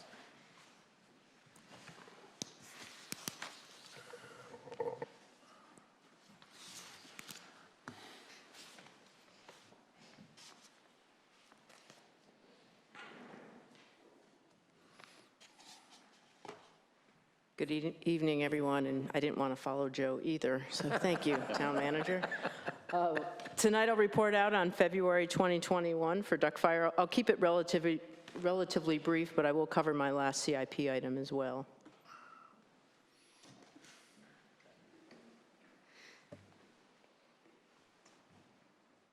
All right, for activities, we had total incidents I'll get into in a minute. We had 17. We did 19 inspections, and we had 324 training hours for February. Looking at our incidents to date, we've had 33 to date. You can see the trend over the last several years. This month, with the 17, this is the breakdown. Not too many rescue calls. Our highest call volume was really under hazardous condition. The Army Corps property is doing a project there, and they're doing some digging, and they're uncovering some of those ordinances. So we've been over there a few extra times, and we're working with them on how we're going to handle that for the next few weeks. We had one fire, and the fire was a UPS truck at the waterfront shops. It was out before we got there, but they had a little incident with the box that was on their apparatus. It was near a building, so we got called out, but everything was fine. Looking at it in the pie chart, just so you can see, again, orange is the hazardous conditions, green is alarm activations. It's this time of year, either because of heating, cooking. Sanderling's had a couple, which is bad detectors. And then looking at month to month, I really like to look at the months, especially going into this year, knowing that we're probably going to have a busier spring. And of course, we saw that with fall last year, just to see the differences in the month. So quickly, I'll cover with CIP 101, our last item we haven't addressed. We took care of the radios, I believe, pretty well when we talked at the retreat, but it's the thermal imaging camera. And this is just a quick idea of what that does. A thermal imaging camera is measuring heat, okay, infrared heat. So this is just an example that's trees, but if you put infrared on it, you can see that you have a person standing there. So they're very important. I'll give you an example here in a minute. Very important in the fire service. It does a lot of things for us. One, we can see differences in heat. My favorite use of a thermal imager is actually a lightning strike when we don't have fire. You don't see anything, but there's damage to the roof, you know something's going on. We're able to look at things without doing damage to a home. We can look for heat signatures to see if there's a problem. I love that in the non-fire world because it's very helpful and we're doing less destruction. In the fire world, it serves a lot of purposes. One, we can see where fire is, we can see where the greatest heat is, and we can make choices about where we flow water, what path we take, and where we even ventilate. So they're really important. Really what's happening now is not just to have one for a team, you want to actually have individual ones for all your team members. So I'll stay on this slide for a minute. And I meant to bring one with me, and I apologize for that. We have very large ones. We have 3. They're on each of the apparatus. They're bullard 3s. They're pretty good. They're cheaper than they used to be. The CIP item we asked for is $12,000. That's within the budget. They used to be $12,000. With new technology, they're smaller. They're handheld. We can get a couple of them and even a couple individual ones for a $12,000 purchase. So what we're looking at doing is trying to replace our big ones to go to a smaller, more ergonomically friendly one. And that way we won't have to, it's very cumbersome because you see what we wear. We're wearing gear, we have a hose line, we have a tool, we have all this stuff with us, and then we have these large thermal imagers technology's better than it used to be. It's better than our first round, but these are much more like these pictures. They're very specific. We can see different heat signatures a lot better, and it's more user-friendly for the firefighter. So that's what we're looking to do. Is it a priority project? You know, I'm gonna lay that out for Drew next week when we give him our final budgets. I would actually put these ticks ahead of some of the other stuff right now, just so we can get smaller units and perhaps a couple of extra of the individual units so that our firefighters have it. Because if they're inside of a building, one's got it, one could be doing something else. So that's what we're looking to go towards. What does that mean financially? We've asked for $12,000 this year, next year, and then a couple years later to replace what we thought would be the 3 big ones. We'll be able to go to just 2 asks over the next few years to get uniform with one of the smaller models on each of the apparatus, and then get 1 to 2 individual units on each of the apparatus, so we have it for our crews. So we'll be able to actually save $12,000 right off the bat, and we can look at how we want to spread that out. And I'll show you one more picture with that. So again, on the left, you see a floor. On the right, you can see the heat pattern. So the CIP impacts, as I've just told you, historically, they're expensive. The single ticks used to be about $12,000. We can now replace them with smaller units for the same amount of money, similar life expectancy, and again, decrease our request from 2 years down to 2 years from 3 years. So that's what we're looking at. You know, again, we understand CIP and everything you're looking at, but we are looking to change that, and it'll be more helpful for us and actually cheaper for the town. A couple other things real quickly. I wanted to highlight, because I always try to show you the cool stuff with training, you know, when we're doing fire and we're, you know, tearing cars apart and things like that, but we have to get a little creative off season. We've had some cold days, so last night we actually did hose training in the bays. So we just did hose deployment, so we actually took a tray that's normally on the engine, and they'd have to, you know, go through the bays and things like that. So we took advantage because it was a little cold last night. The middle picture, normally that's a stabilization training we do on cars outside, and we were just doing it on the gear lockers to do an initial training. But my favorite one, which is why I even did this slide, is the third one. We did extrication Jenga. So you all know the game of Jenga. That's our spreaders. They're very heavy, the jaws of life, if you will. So the guys to practice maneuvering and being able to hold the tool and also work with it and finesse it, they were playing Jenga with the cribbing. So they're just trying to be creative in the winter months and when we can't be outside. So I really like that. So I added a few others of our indoor training, just so you knew. And one last piece on training, our live burn is going to be March 20th and 21st in Buxton. That's an opportunity for us to actually use live fire, work with our mutual aid departments. We've invited Southern Shores and Kitty Hawk, and I welcome any of you if you want to come down.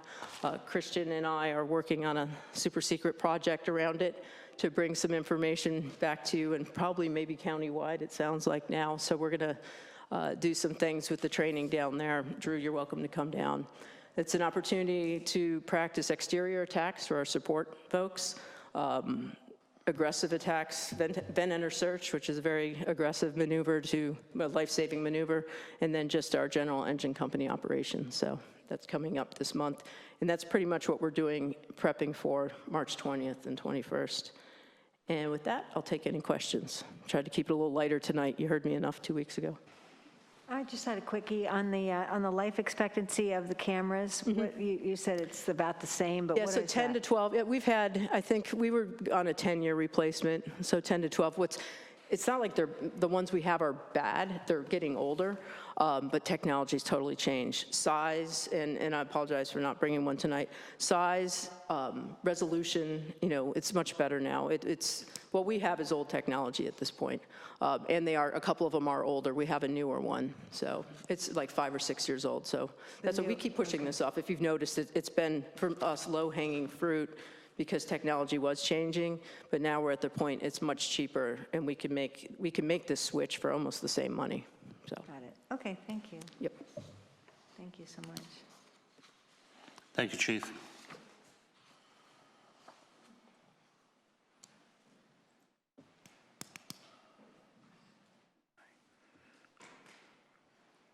Where's the mouse? Where's the mouse? Thank you. He hates me. Thanks, Joe. All right, good evening, everyone.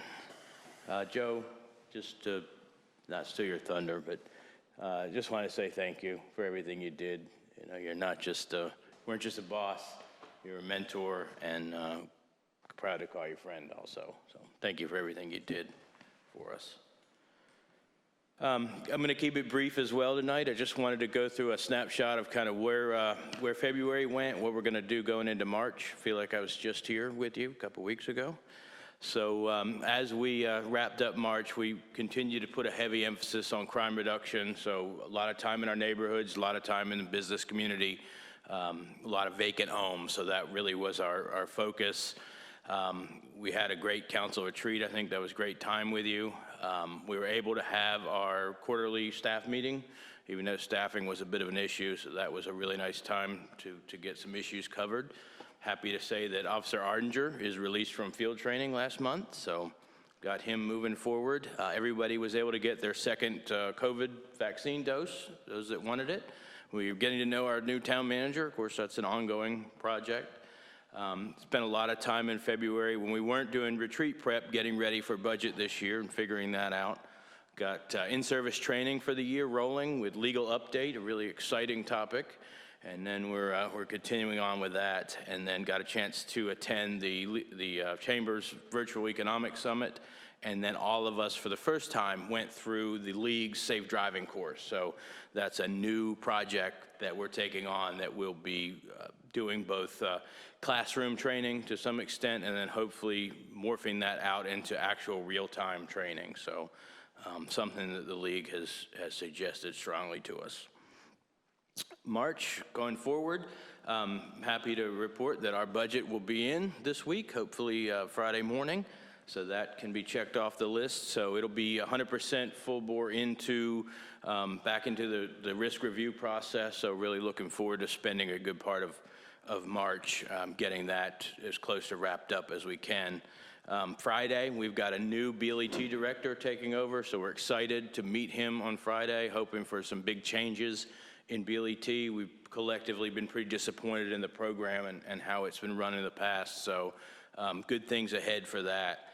I had a wonderful discussion today with command staff at the Sheriff's Office about an initiative they're going to be launching in a couple weeks that would, it would solve a lot of the issues we have and other agencies have, and that would be a county-wide software system that we would all share and integrate into. So it would result in a cost savings for each individual department, and then also allow for data sharing all the way across the county, and also some great analytic opportunities. So looking forward to their launch. They weren't able to provide any numbers yet, but everything sounded extremely promising, and this is a tried and true Motorola system that is in place in Wake County now, and then Davidson County also has rolled out a very similar project. So also a good opportunity for some potential grant money in putting this together. So I'm excited to be able to come back to you with something around that in the near future. We've got our unused medication take-back event will be this month. Just to remind everybody, March 22nd to the 26th, we'll be accepting any unused medications at the police department anytime during business hours. And then we plan to be there on Saturday the 27th from 10 to 2 to accommodate anybody on the weekend. So just also remind you that we've got the drop box there, and that's available throughout the year to anybody, so you don't have to wait for an event. In preparation, we're seeing traffic begin to pick up again. We've changed the radar speed signs back to functioning as they're designed to do, rather than having the COVID message on there.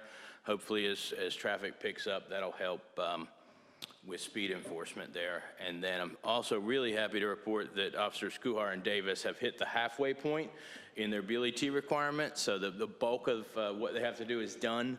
That's going to be a huge help to our scheduling. So I know they're looking forward to finishing it up. And then, of course, unfortunately, when they finish, we've got one more that's got to go through. So we're getting there. Call volume for this month, we're down just a little bit from February a year ago, bless you. Still account that to the fact that we've got a number of officers in BLET, so we're not functioning as full staff at this point. February stats, traffic enforcements at 26, had 2 motor vehicle crashes, still heavy emphasis on the business checks, both daytime and night, and then we're still also doing our random property check program in the community.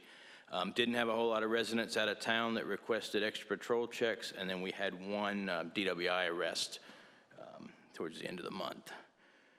I discovered something as Nicole and I were going through the numbers today. If you'll notice the radar speed signs, there's a huge gap between the daily or total monthly volume from the Four Seasons sign and the Sandy Ridge sign. So we did a deeper dive into that, and really what we came back is an average of about 781 vehicles are essentially traveling from Corolla back into Duck during the day, but they're not crossing out of Duck.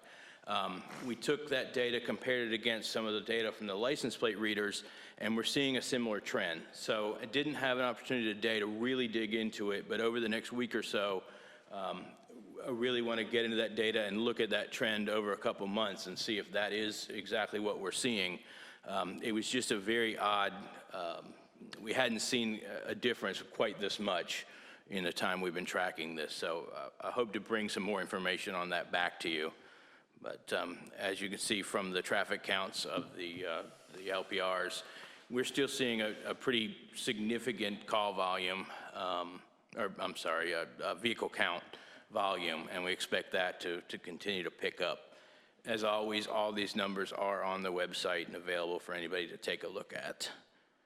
So I'll finish up just, this is one of our shifts, our A squad, standing with the fire department's B squad. They all decided to buy the same sunglasses. And they wanted to model, but really what stands out to me is seeing the smiles on their faces. It really means something to me and says something to me to see everybody standing together and happy. So that's what we're going to continue to do. So, any questions? No, sounds great. Thank you. Thank you, Chief.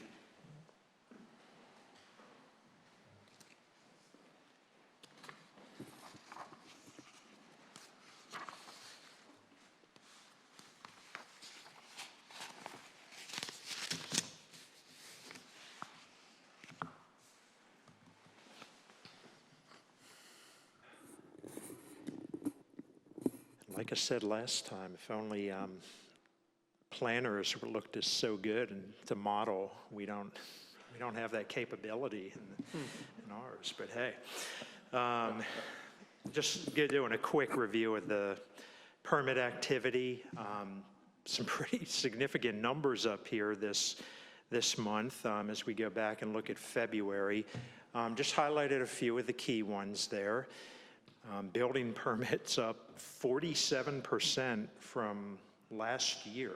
I mean, that's a pretty huge number for us. And when we go to the bottom there, that carries over to the total number of permits, up 22%. So again, very, very significant, seen an awful lot of activity. And you probably noticed that in the size of I think we had 7 pages of permit summary that we're covering. So we did see a few clusters here.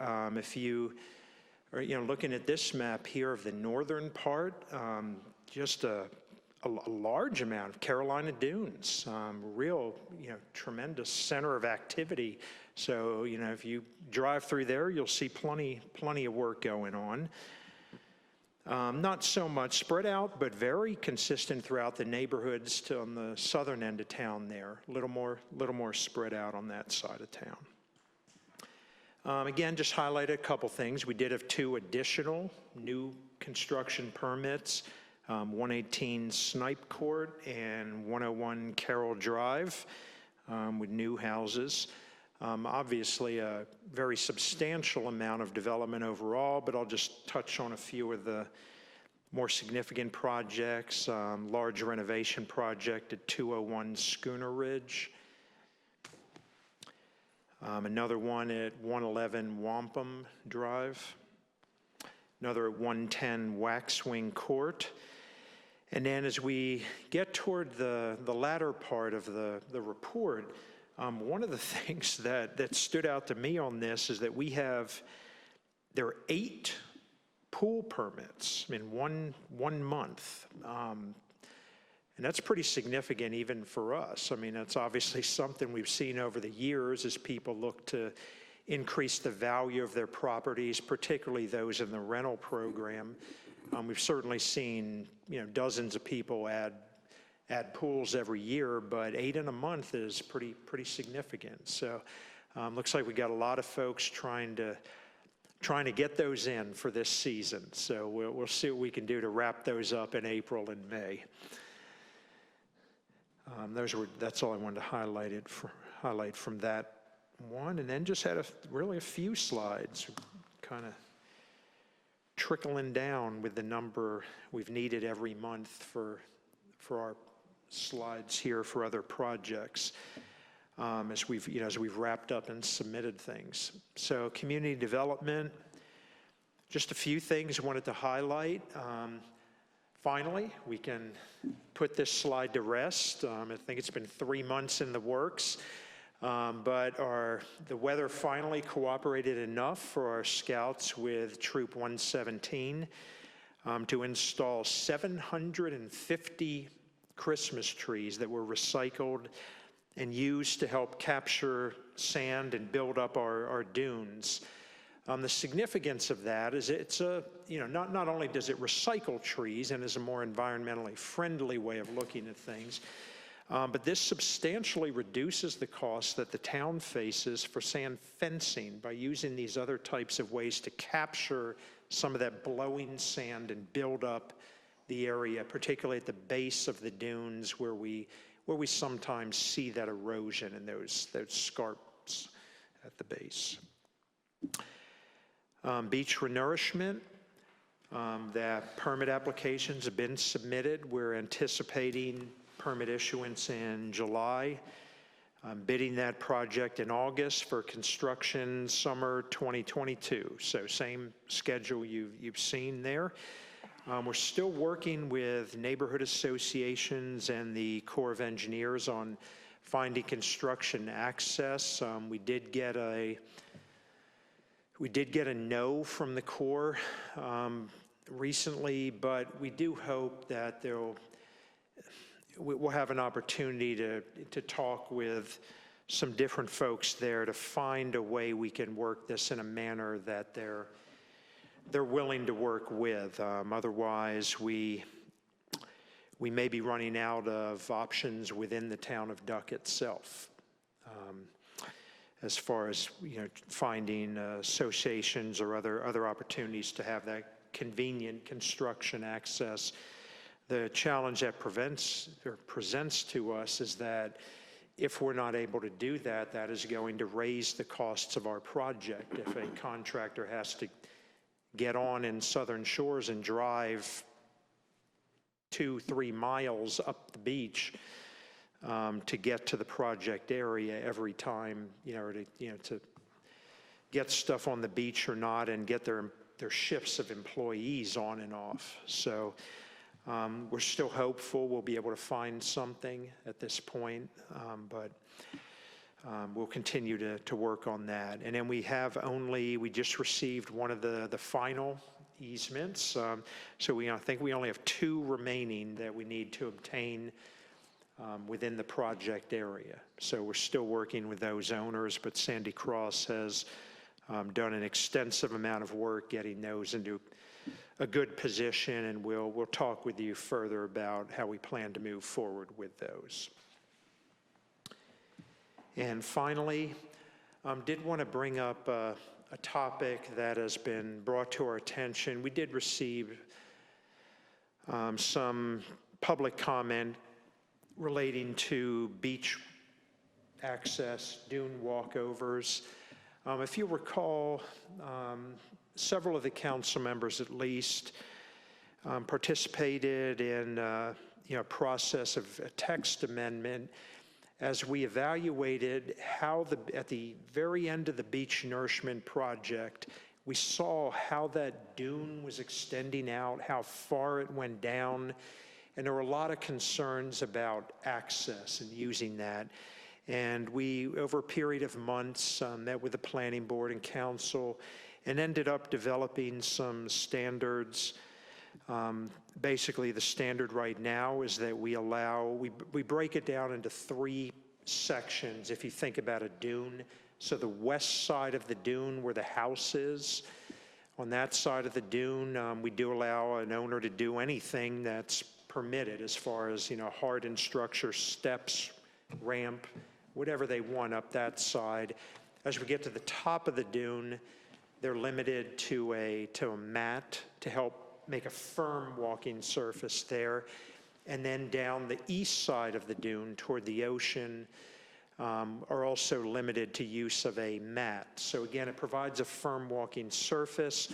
The concern that was expressed recently, and it's not dissimilar to the things we discussed back then, is there a need for people to have something that they can hold on to help support them particularly as they're walking up the dune, but also even as you're going down if it's a little steeper.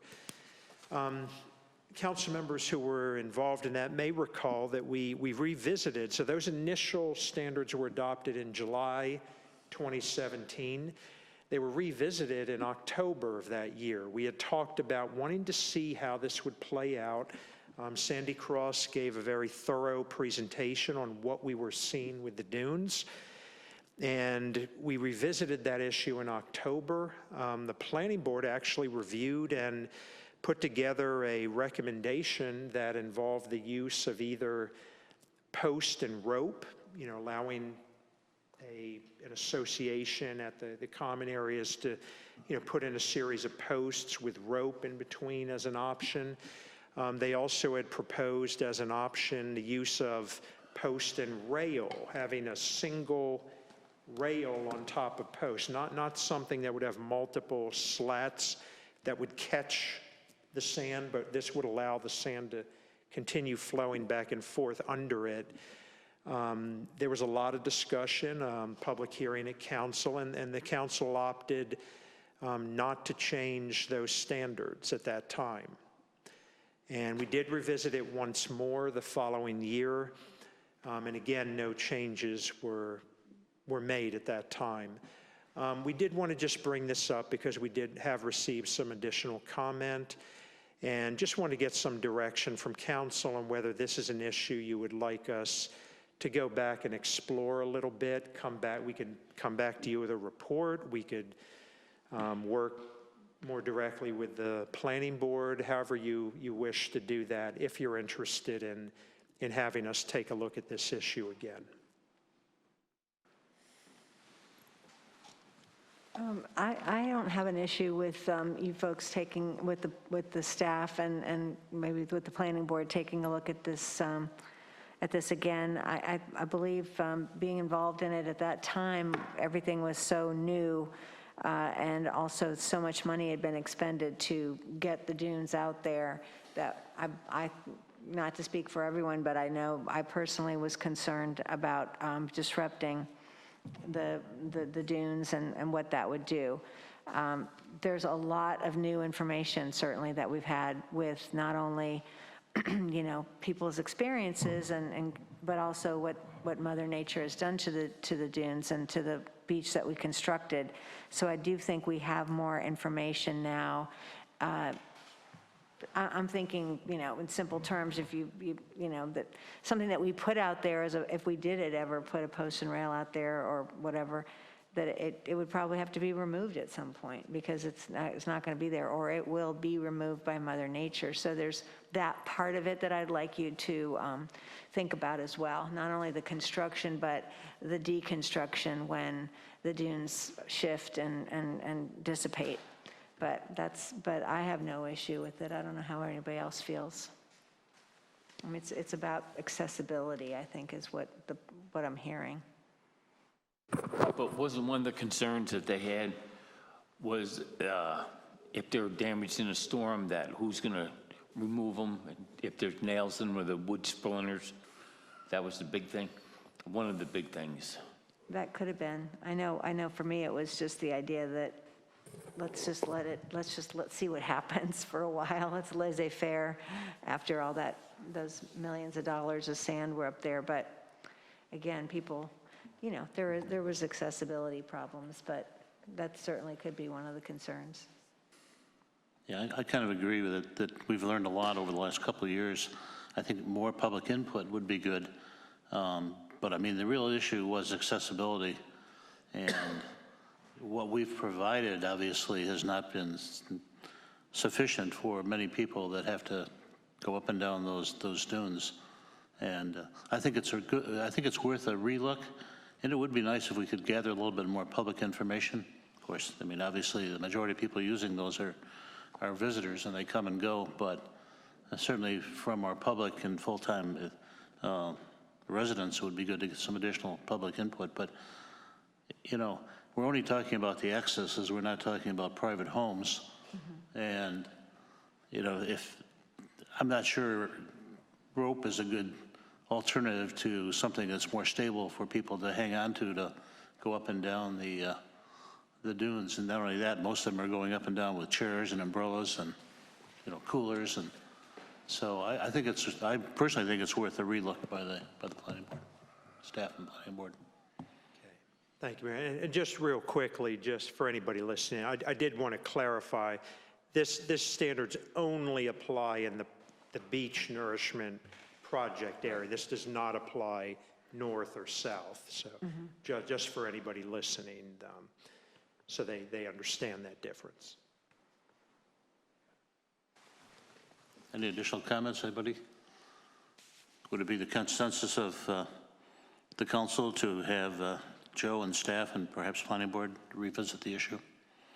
I think we're mostly talking about handrails of some sort, correct? I mean, I don't think we're not talking about stairs, I don't think, but.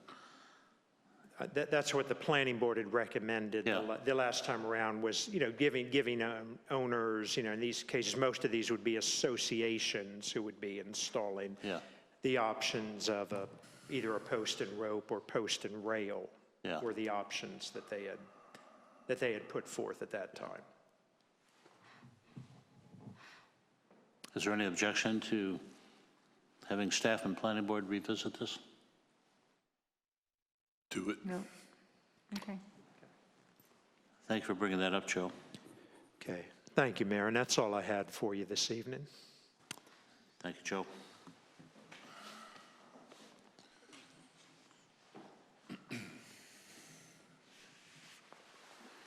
Joe, while you're standing there, perhaps you know this answer. Someone asked me that question sitting on this council. Sandy did. But the Corps is building a new building, but what are they doing? Are they building another access up there? There's, looks like, maybe Donna knows. The road, where they cut like a road in north of their existing entrance. It may be a construction entrance, but I'll have to take a look at that. I'll be glad to provide you with some information on it. Let me ask a few questions so I can speak more intelligently about it unless you already know. They're putting in new water lines to a building. They're building closer to their other structure. So they're putting in an office-type facility, but they have to run for life safety and water. They're running new lines. So that if you see that, that's what they're doing right now. And that's why we're getting calls. Thank you. And could I get a clarification on what we're, the question about the putting some kind of accessibility on the dune, is that before Nourishment, like now, or is it in anticipation of the new Nourish Beach? The question is asked for how it is now. Okay, I wasn't, I Now, just, that is one of the challenges with that, in that Nourishment area, is that we do, you know, you may well be aware that under that sand that was put there 4 or 5 years ago now, there are many structures that were covered up as part of that project. And, you know, if an association decides to make an improvement of that sort, the benefit to keeping it simple is that it's easy to take apart and put back together after the project. So that's why that may be a good solution either way. You know, because otherwise it would either be damaged during construction or covered up, possibly, to some degree. So. But of course, this time we're not rebuilding the dunes, so, I mean, we're going to be sloping the dunes, but not basically building the dunes, so that makes a big difference too. Yeah. thank you.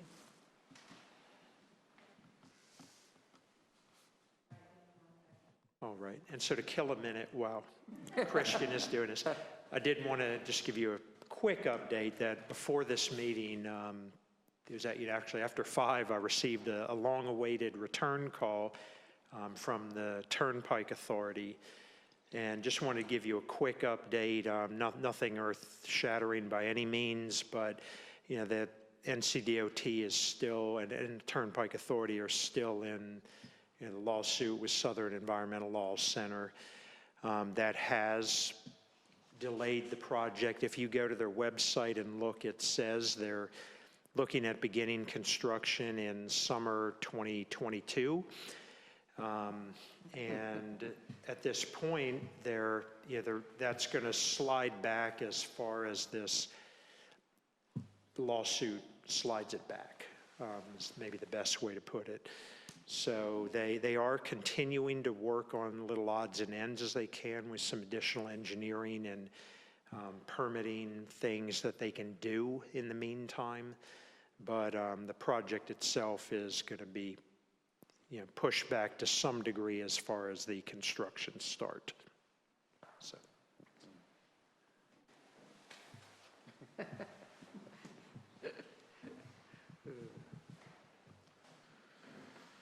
Okay, good evening, everyone. Thank you, Council. I'll get started. And Joe, I did cry a little earlier, so I'm glad I was the last one to go after your speech. No one saw it. It was good. So very quickly, I just wanted to update you. I have to give a lot of credit to Betsy here for spearheading a Black History Month campaign on our social media.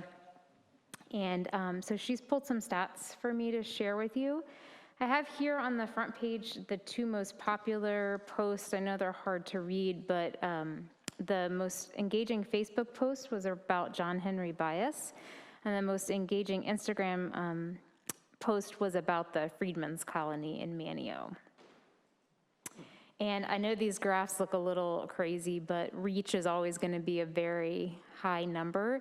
And these are average per post, which is pretty great. So whether it was Instagram or Facebook, there over 3,000 people had those items come across whatever type of dashboard, depending on their social media platform. And then an average for each post, 147 people had some sort of reaction on Instagram. And on Facebook, they split it out a little differently with engagement and clicks and things, but a pretty similar amount of engagement with the post as well. History that focused on local Black history, even regional, to Elizabeth City, to the Dismal Swamp were the most engaging. And on average, 16% of the engagement was from accounts that did not already follow us, which meant that these posts were getting shared and people were finding them other ways, which was really great. There were a few negative posts, but they stopped almost immediately, which was helpful, and were really replaced with positive posts throughout the month. So thank you very much to Betsy there.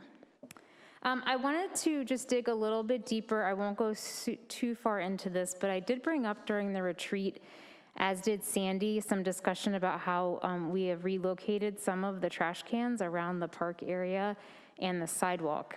And when we have a little more time at the April meeting, perhaps, we will be rolling out a full educational campaign. But I did put on here, we wrote up a small pilot program for this. So I did list our goals here. We have a needs assessment as well that includes the fact that our town does not have a public works department and must contract out our collection of municipally owned cans. And we've also found that from spring to fall in the season, in some of our areas with trash and recycling cans, no matter the type, there tended to be more litter outside the cans than we would expect. This is due to a huge combination of factors, including cans being full before our contractors could empty them, overflow of business-owned trash cans nearby, wind-blown litter, wildlife interactions. And we've also noticed what appears to be an unconscious public acceptance of litter if it's kind of around a trash can. So as part of our pilot program, we've gone through and assessed the need for some of our trash cans in the park and along the boardwalk. We want to provide adequate waste collection while keeping contract costs low. We want to foster a litter-free and leave no trace principle within the community. And we want to reduce litter, of course, caused by things that we think we can help affect, which are overflow, wind-blown litter, excuse me, and wildlife interactions. So to this point, we have moved we've moved around some of our big belly compactors. They can hold a lot more trash, so we're trying to focus those in areas where we've had overflow issues.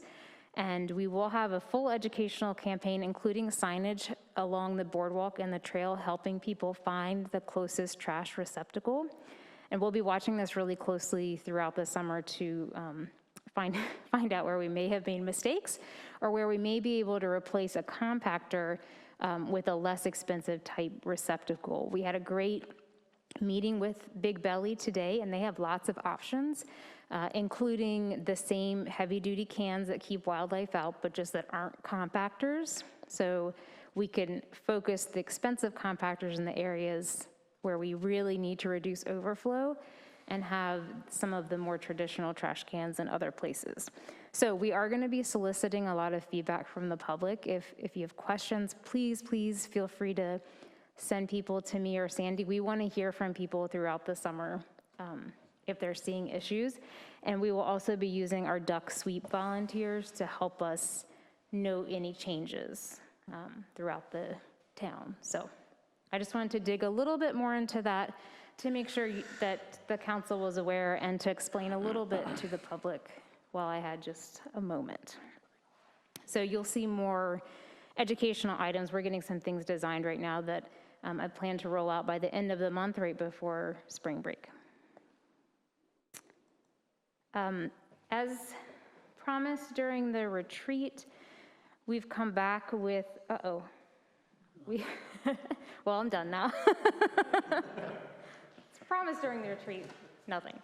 I brought you some numbers for if we decide to start in-person events August 1st if we want to advertise and actually book performers for August 1st. We've also looked at this budget here, includes extending those weeks a little closer to Jazz Festival. So an August 1st start date with events that would include fitness, aquarium, concert, magic, and movies. Although not all of those would extend through October 1st. We would be reactive to when schools were in and things like that. Would be about $39,000. If we started September 1st, still extended, we'd be looking at about $26,000. That does not include any virtual events. I know there was some interest by some council members about offering virtual fitness classes throughout the entire summer. And so each fitness class can be added for $65 each, virtually at any time. So that'd be about $130 a week if we wanted to start those in June. I don't particularly need an answer or consensus this evening, but we'd love to have one next month if you prefer to think about this a bit more, just because for advertising and things like that, we would rather go ahead and cancel people if we're very unsure about August, because we believe if things open up after the good news that there's going to be so many vaccines soon, that we could really backfill some weekly events with local talent that could be done on a much shorter notice, and release some of these people that may have chances to get work elsewhere. So I'll leave that up to you if you want to think about it tonight or have me come back next month. And Nancy, you should be, I think I left your audio on, so we should be able to hear you.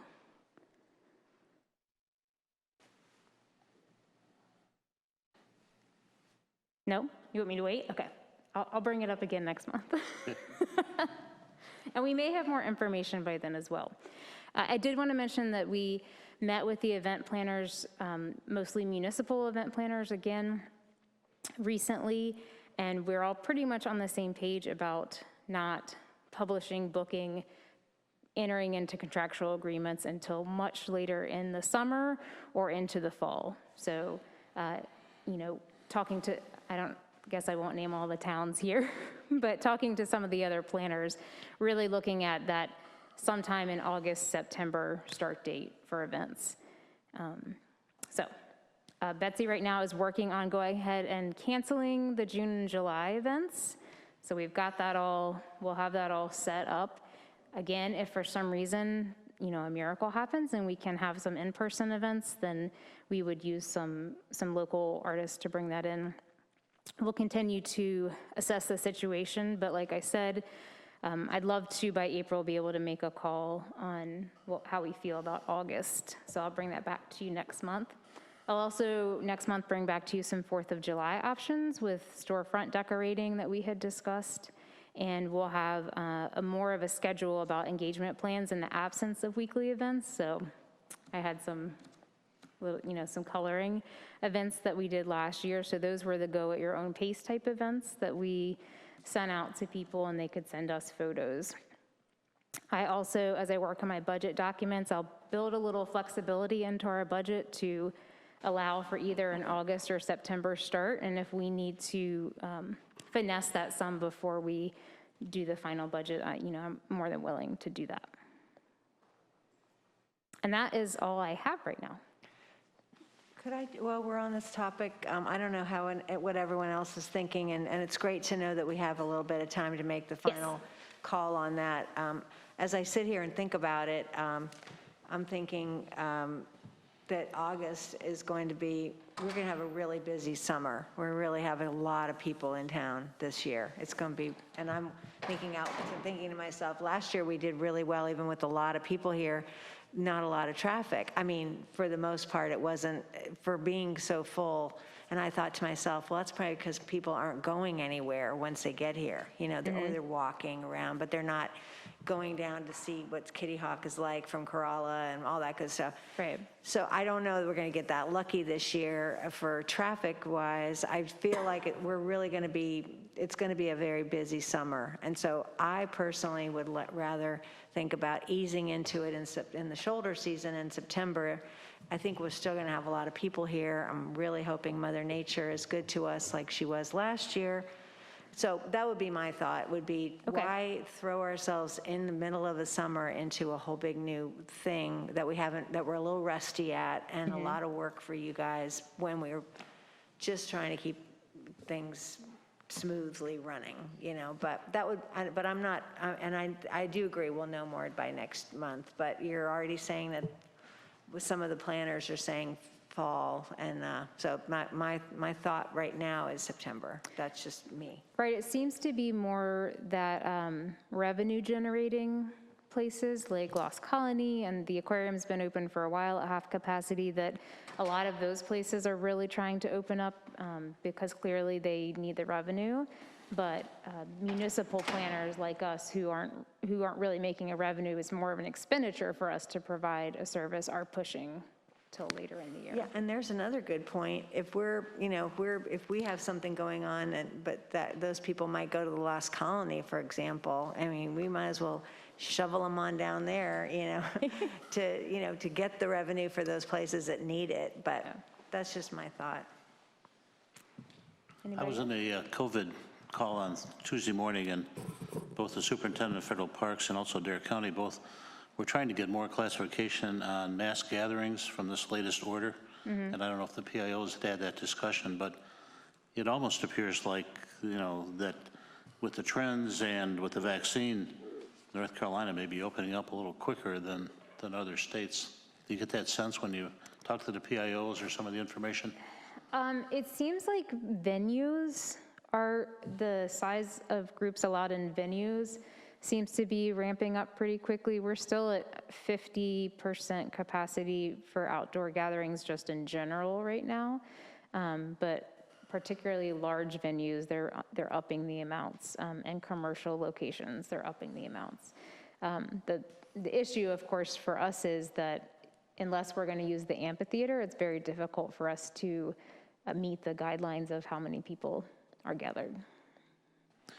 Here's just another question too, and assuming we move into the summer and we find out that things are really opening up, say in July, would it be difficult to have impromptu concerts with local talent on a Thursday night instead of booking someone way in advance? I mean, that's our anticipation, is that we will go ahead and cancel June and July. We will tell those artists, hey, if we have something pop up, we'll let you know. If you can get here, that's great. But we would anticipate that we would look locally, especially if it happens quickly. Luckily, our fitness instructors are already local. There's plenty of local music around. You know, we may end up not being able to add in magic or something like that on a short notice, but we could certainly have events. And they would most likely be slightly lower cost than our normal events. the other thing we may see too, and there's some discussion in some of the northeastern states, I think, about having kids go back to school earlier because they missed so much of this year. Yes, we've been watching that. Could impact us obviously down here if schools start opening up. I mean, I think they're talking up in Northern Virginia, some schools, you know, reopening in mid-August. Yeah, we've been watching that, and we've seen that news come out. So that's another thing we'll have to be reactive to as we look how late we go. You know, maybe if there's kids here, great, we'll keep magic a few extra weeks. If it seems to be more adult, then we would focus on fitness and concerts. Yep. Okay, thank you. Thank you.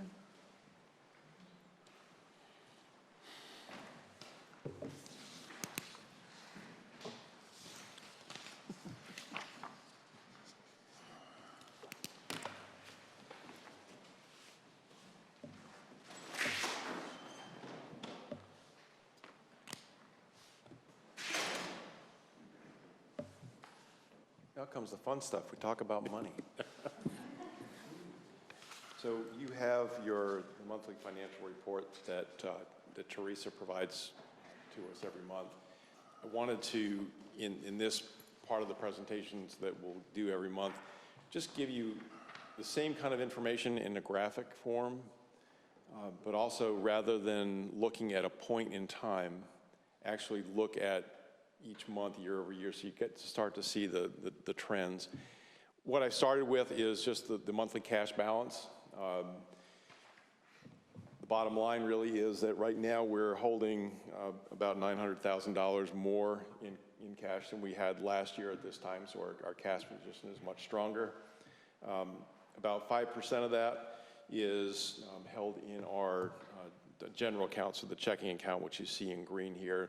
I'm just showing you this as just so you can see the mix of where we are keeping the money. Right now, it doesn't make a whole lot of sense to spend a lot of time shopping interest rates, because interest rates are as close to zero as you can get without being zero. So we want to continue to show you this information just as in your fiduciary role as members of the council, just to see where you have your public funds invested. A little bit about revenue, which is really strong this year. The gray lines here, and I apologize, Christian told me after I put all this together that about the font sizes. I'll make them bigger for next month and make some other improvements. The gray bar is the budget, green is actual. This is the total budget versus actual fiscal year to date. Ad valorem, we're real close on getting towards the normal that you would get, about 99% of your collection. This one's probably a little more meaningful. This is period to period. So this is through February of this fiscal year versus February of fiscal 20. You can see that we are much stronger in revenue collection this year. Occupancy and land transfer taxes are up nearly $200,000 over the same period last year. In fact, we are already beyond our budgeted amount in this fiscal year for the land transfer tax. So revenue is really strong. The only one that's a little weak is, and it's down about $12,000 over the same period last year, is the utility franchise tax. And that is one of those state collected local revenues that we're going to continue to see a decline, largely because more people are getting away from landline telephones and they're going to mobile phones. So that particular state collected local revenue will continue to decrease. In total right now, so revenue is outpacing last year by about $600,000. So we're, again, much better than last year. About 69% of our budgeted revenue is in right now, which is pretty good, seeing as how we're about 2/3 of the way through the year. So we're in really good shape on the revenue side. Expenditure comparison, again, just showing this fiscal year to last, and that's by department, and I apologize, it's small. You have it in front of you, council, and we can make this available publicly as well, just so you can see where we are in each individual department this year versus last. All of our expenditures are within budget. Right now, we're about 60% in total for budgeted revenue. Last year, we were at 72% by the end of February. So expenditures are tracking very well. So expenditures are less than budget. Revenue is in excess of budget. So if you're running a business, that's pretty darn good. So it means we're doing very well to manage and control expenditures.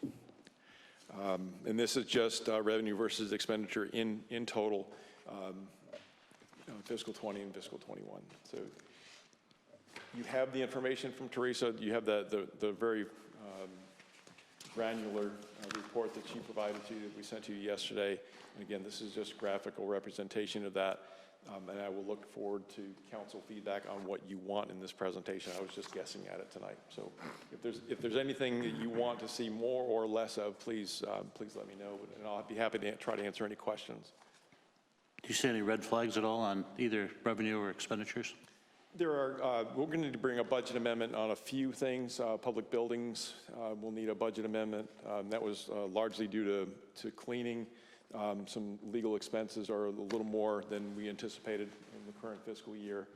And then there's just a little bit of overtime that wasn't anticipated in public safety, but no red flags on expenditures. And revenues are really, really strong.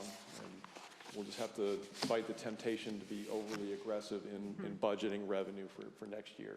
That's right. But we'll try to be as realistic as we can. Yep, looks very good. I mean, we don't have our ad valorem all paid up yet, which is usually, we have that by now. So I'm not sure why we're not, we're usually like 98, 99% collecting. I don't know what, but I'm not too concerned about it, but it is different to see that we're not really high on our collection there on the property tax. Yeah, we're just a couple of points off from where we were last year at the same time. I talked to Teresa about it. She wasn't worried, so I'm not going to worry about it. Okay, super. Yeah. Thank you. I like the graphs. It's nice to see. Thank you. Yeah, I like pictures. But, yeah, if we can change anything, let me know. Any other questions? Thank you, Drew. It's time. All right, now let's go on to item number 10, the mayor's agenda. Looking forward, I'm continuing to have the mayor's chairman and others COVID meetings every other week. I did send you out a brief note on this week, and of course, it's pretty consistent with what Dare County is reporting, but cases definitely have downtrended. There was an interesting trend that, basically 1/3 of the cases, positive cases the week before, were in ages 1 to 17, but they were tracking those down to some social events and weddings, but they're not looking at community spread. So I think all the indications and the positive rate is down to 7.7%. And if you look at the state trends, they're also trending downward significantly. Dare County is doing an excellent job in the vaccines, as we know. They're now getting a 3-week average, and they're getting now up to 500 doses a week. And they've got some additional allocations, and they did get a large allocation of 1,500 doses, which is going to allow them to do all basically government personnel, grocery stores, restaurants, rental agencies, et cetera, in phase 3. So, and that's going to be the J&J, the one shot. So, that'll be interesting to see how that one works out. But we're definitely moving out of 2B into 3 in this county, and county's done a great job. And we will continue to have these meetings every other week until such time as COVID becomes, history. I do have a league board executive committee meeting coming up on Monday. We meet once a month. We did have an active time back in February with finance meetings and board meetings, which tied up both your new town manager and myself, and they were interesting days. One of the things that did come out of just coming out of the first day of our meeting was we had a session with the state auditor, Beth Wood, and there's a lot of towns, not so much cities, but towns in trouble across the state, a lot of them in the northeastern part of the state, and I mean, it's hard to believe, but there are towns that have not put their audits in 3 or 4 years, that have literally, problems mostly with water and sewer, and so it's a tough situation. There's a lot of towns that could lose their historical charters as a result of this, and of course the league is looking to work with and save as many towns and cities as we can. I was also, I think I mentioned this last time, but I was appointed to the League Leadership Foundation. We have our first meeting in March 18th. I thought it was a 1-year assignment. I found out it was a 4-year assignment. So I'm not quite sure how I missed that discussion. But it's kind of interesting. There's a couple mayors on it. There's a state senator on it. The chairman of the school of government for UNC is on it. The chairman of the local government commission is on it. Of course, the league president and the league executive director. We have a lawyer from Dominion Energy. We have a finance officer from Volvo. So it's an interesting mix of people on the board, and I'm looking forward to serving on that over the next 4 years, I guess. So, and just another thank you to the town staff for a great retreat. I think it was well done. Presentations were excellent. Participation was great, and we appreciate all the effort that you put into it. And along those same lines, once again, Joe, a special thank you, but also to all your department heads and all the town staff. Over the last 8 months, you know, dealing with being short the town manager and going through the pandemic, and yet the town fared extremely well. And you worked very hard. I worked with you every week, and you were well prepared, and you're running 2 hats, and hats off to you and to the entire staff. That's all I have to report. We'll go on to item number 11, council members' agenda, starting with Mayor Pro Tem Monica Thibodeau. Thank you, Mayor. I want to echo my personal welcome to Drew. I'm very excited to be having you on board. I think that the town retreat was a wonderful opportunity for you to kind of get a lot of good information and get a lot of face time with all of us and staff. So welcome, and I'm really excited about everything ahead. And Joe, thank you for leading us these last several months. It's incredibly appreciated by me, and I know everybody feels that way. So thank you. We've been very fortunate here a lot of different ways. Just wanted to also thank the staff for the town retreat. The town retreat is a lot of work, and we can always, public that avails themselves of the information can really learn a lot in a short amount of time and see everywhere we're going. I want to remind anybody listening that that as a council person, I'm available by email and by phone. I live and work in Duck, and I want to make sure everyone knows that I'm very accessible and glad to hear from citizens publicly and public comment here at these meetings or privately, and I'll always be interested in what everyone has to say. So thank you. Thank you, Monica. Councilmember Rob Mooney. There's not much I can add to what Monica just said, but all those sentiments are right. Thank you, Rob. Councilmember Sandy Whitman. Same thing as everybody else has said. Thank you, Joe. Welcome, Drew. Thank you, town staff. Councilmember Nancy Kavenis. My gratitude to staff, to Joe. The retreat was really exceptional this year. I could tell by everybody's presentations that there's an extraordinary amount of respect and collaboration that's going on between departments and among the staff in its totality, and it showed. And Joe, I think, thank you for shepherding the entire organization. I will be forever grateful for your efforts. And Drew, welcome aboard. Welcome to our community. Thank you, Nancy. Item number 12, other business. Christian, have we gotten any other public comments in? Yes. Thank you. Is there any other business come before council before we go on to the next item? There being none, we're going to go on to item number 13, closed session. I'm going to ask our town attorney, John Leidy, if he would help us with the motion on this. Yes, sir, Mr. Mayor. The council needs a motion to enter closed session pursuant to North Carolina General Statute 143-318.11A3 in order to confer with the town's attorneys regarding matters within the attorney-client privilege and to preserve that privilege.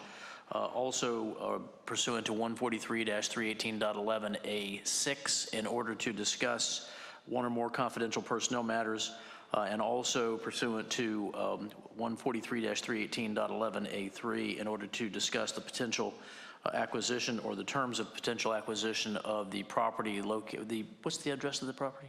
Heron? 103 and 101, 101 and 103. 101 and 103 Heron Drive? The Scarborough Lane. I'm sorry, Scarborough Lane. 1165 Duck Road. So there's 3 of them. So you'll just need to recite those specific addresses. Would someone like to therefore make the motion as presented by the town attorney? I'll make that motion from what the town attorney has said, specifically citing the address of the property at 101, 103 Scarborough Lane and 1165 Duck Road. So what we need is any discussion on the motion on the floor. There being none, we'll do a roll call vote. Mayor votes aye. Monica? Aye. Rob? Aye. Sandy? Aye. Nancy? Aye. We are now in closed session. We're now out of closed session, and I'd like to ask our town attorney, John Leidy, to summarize the report.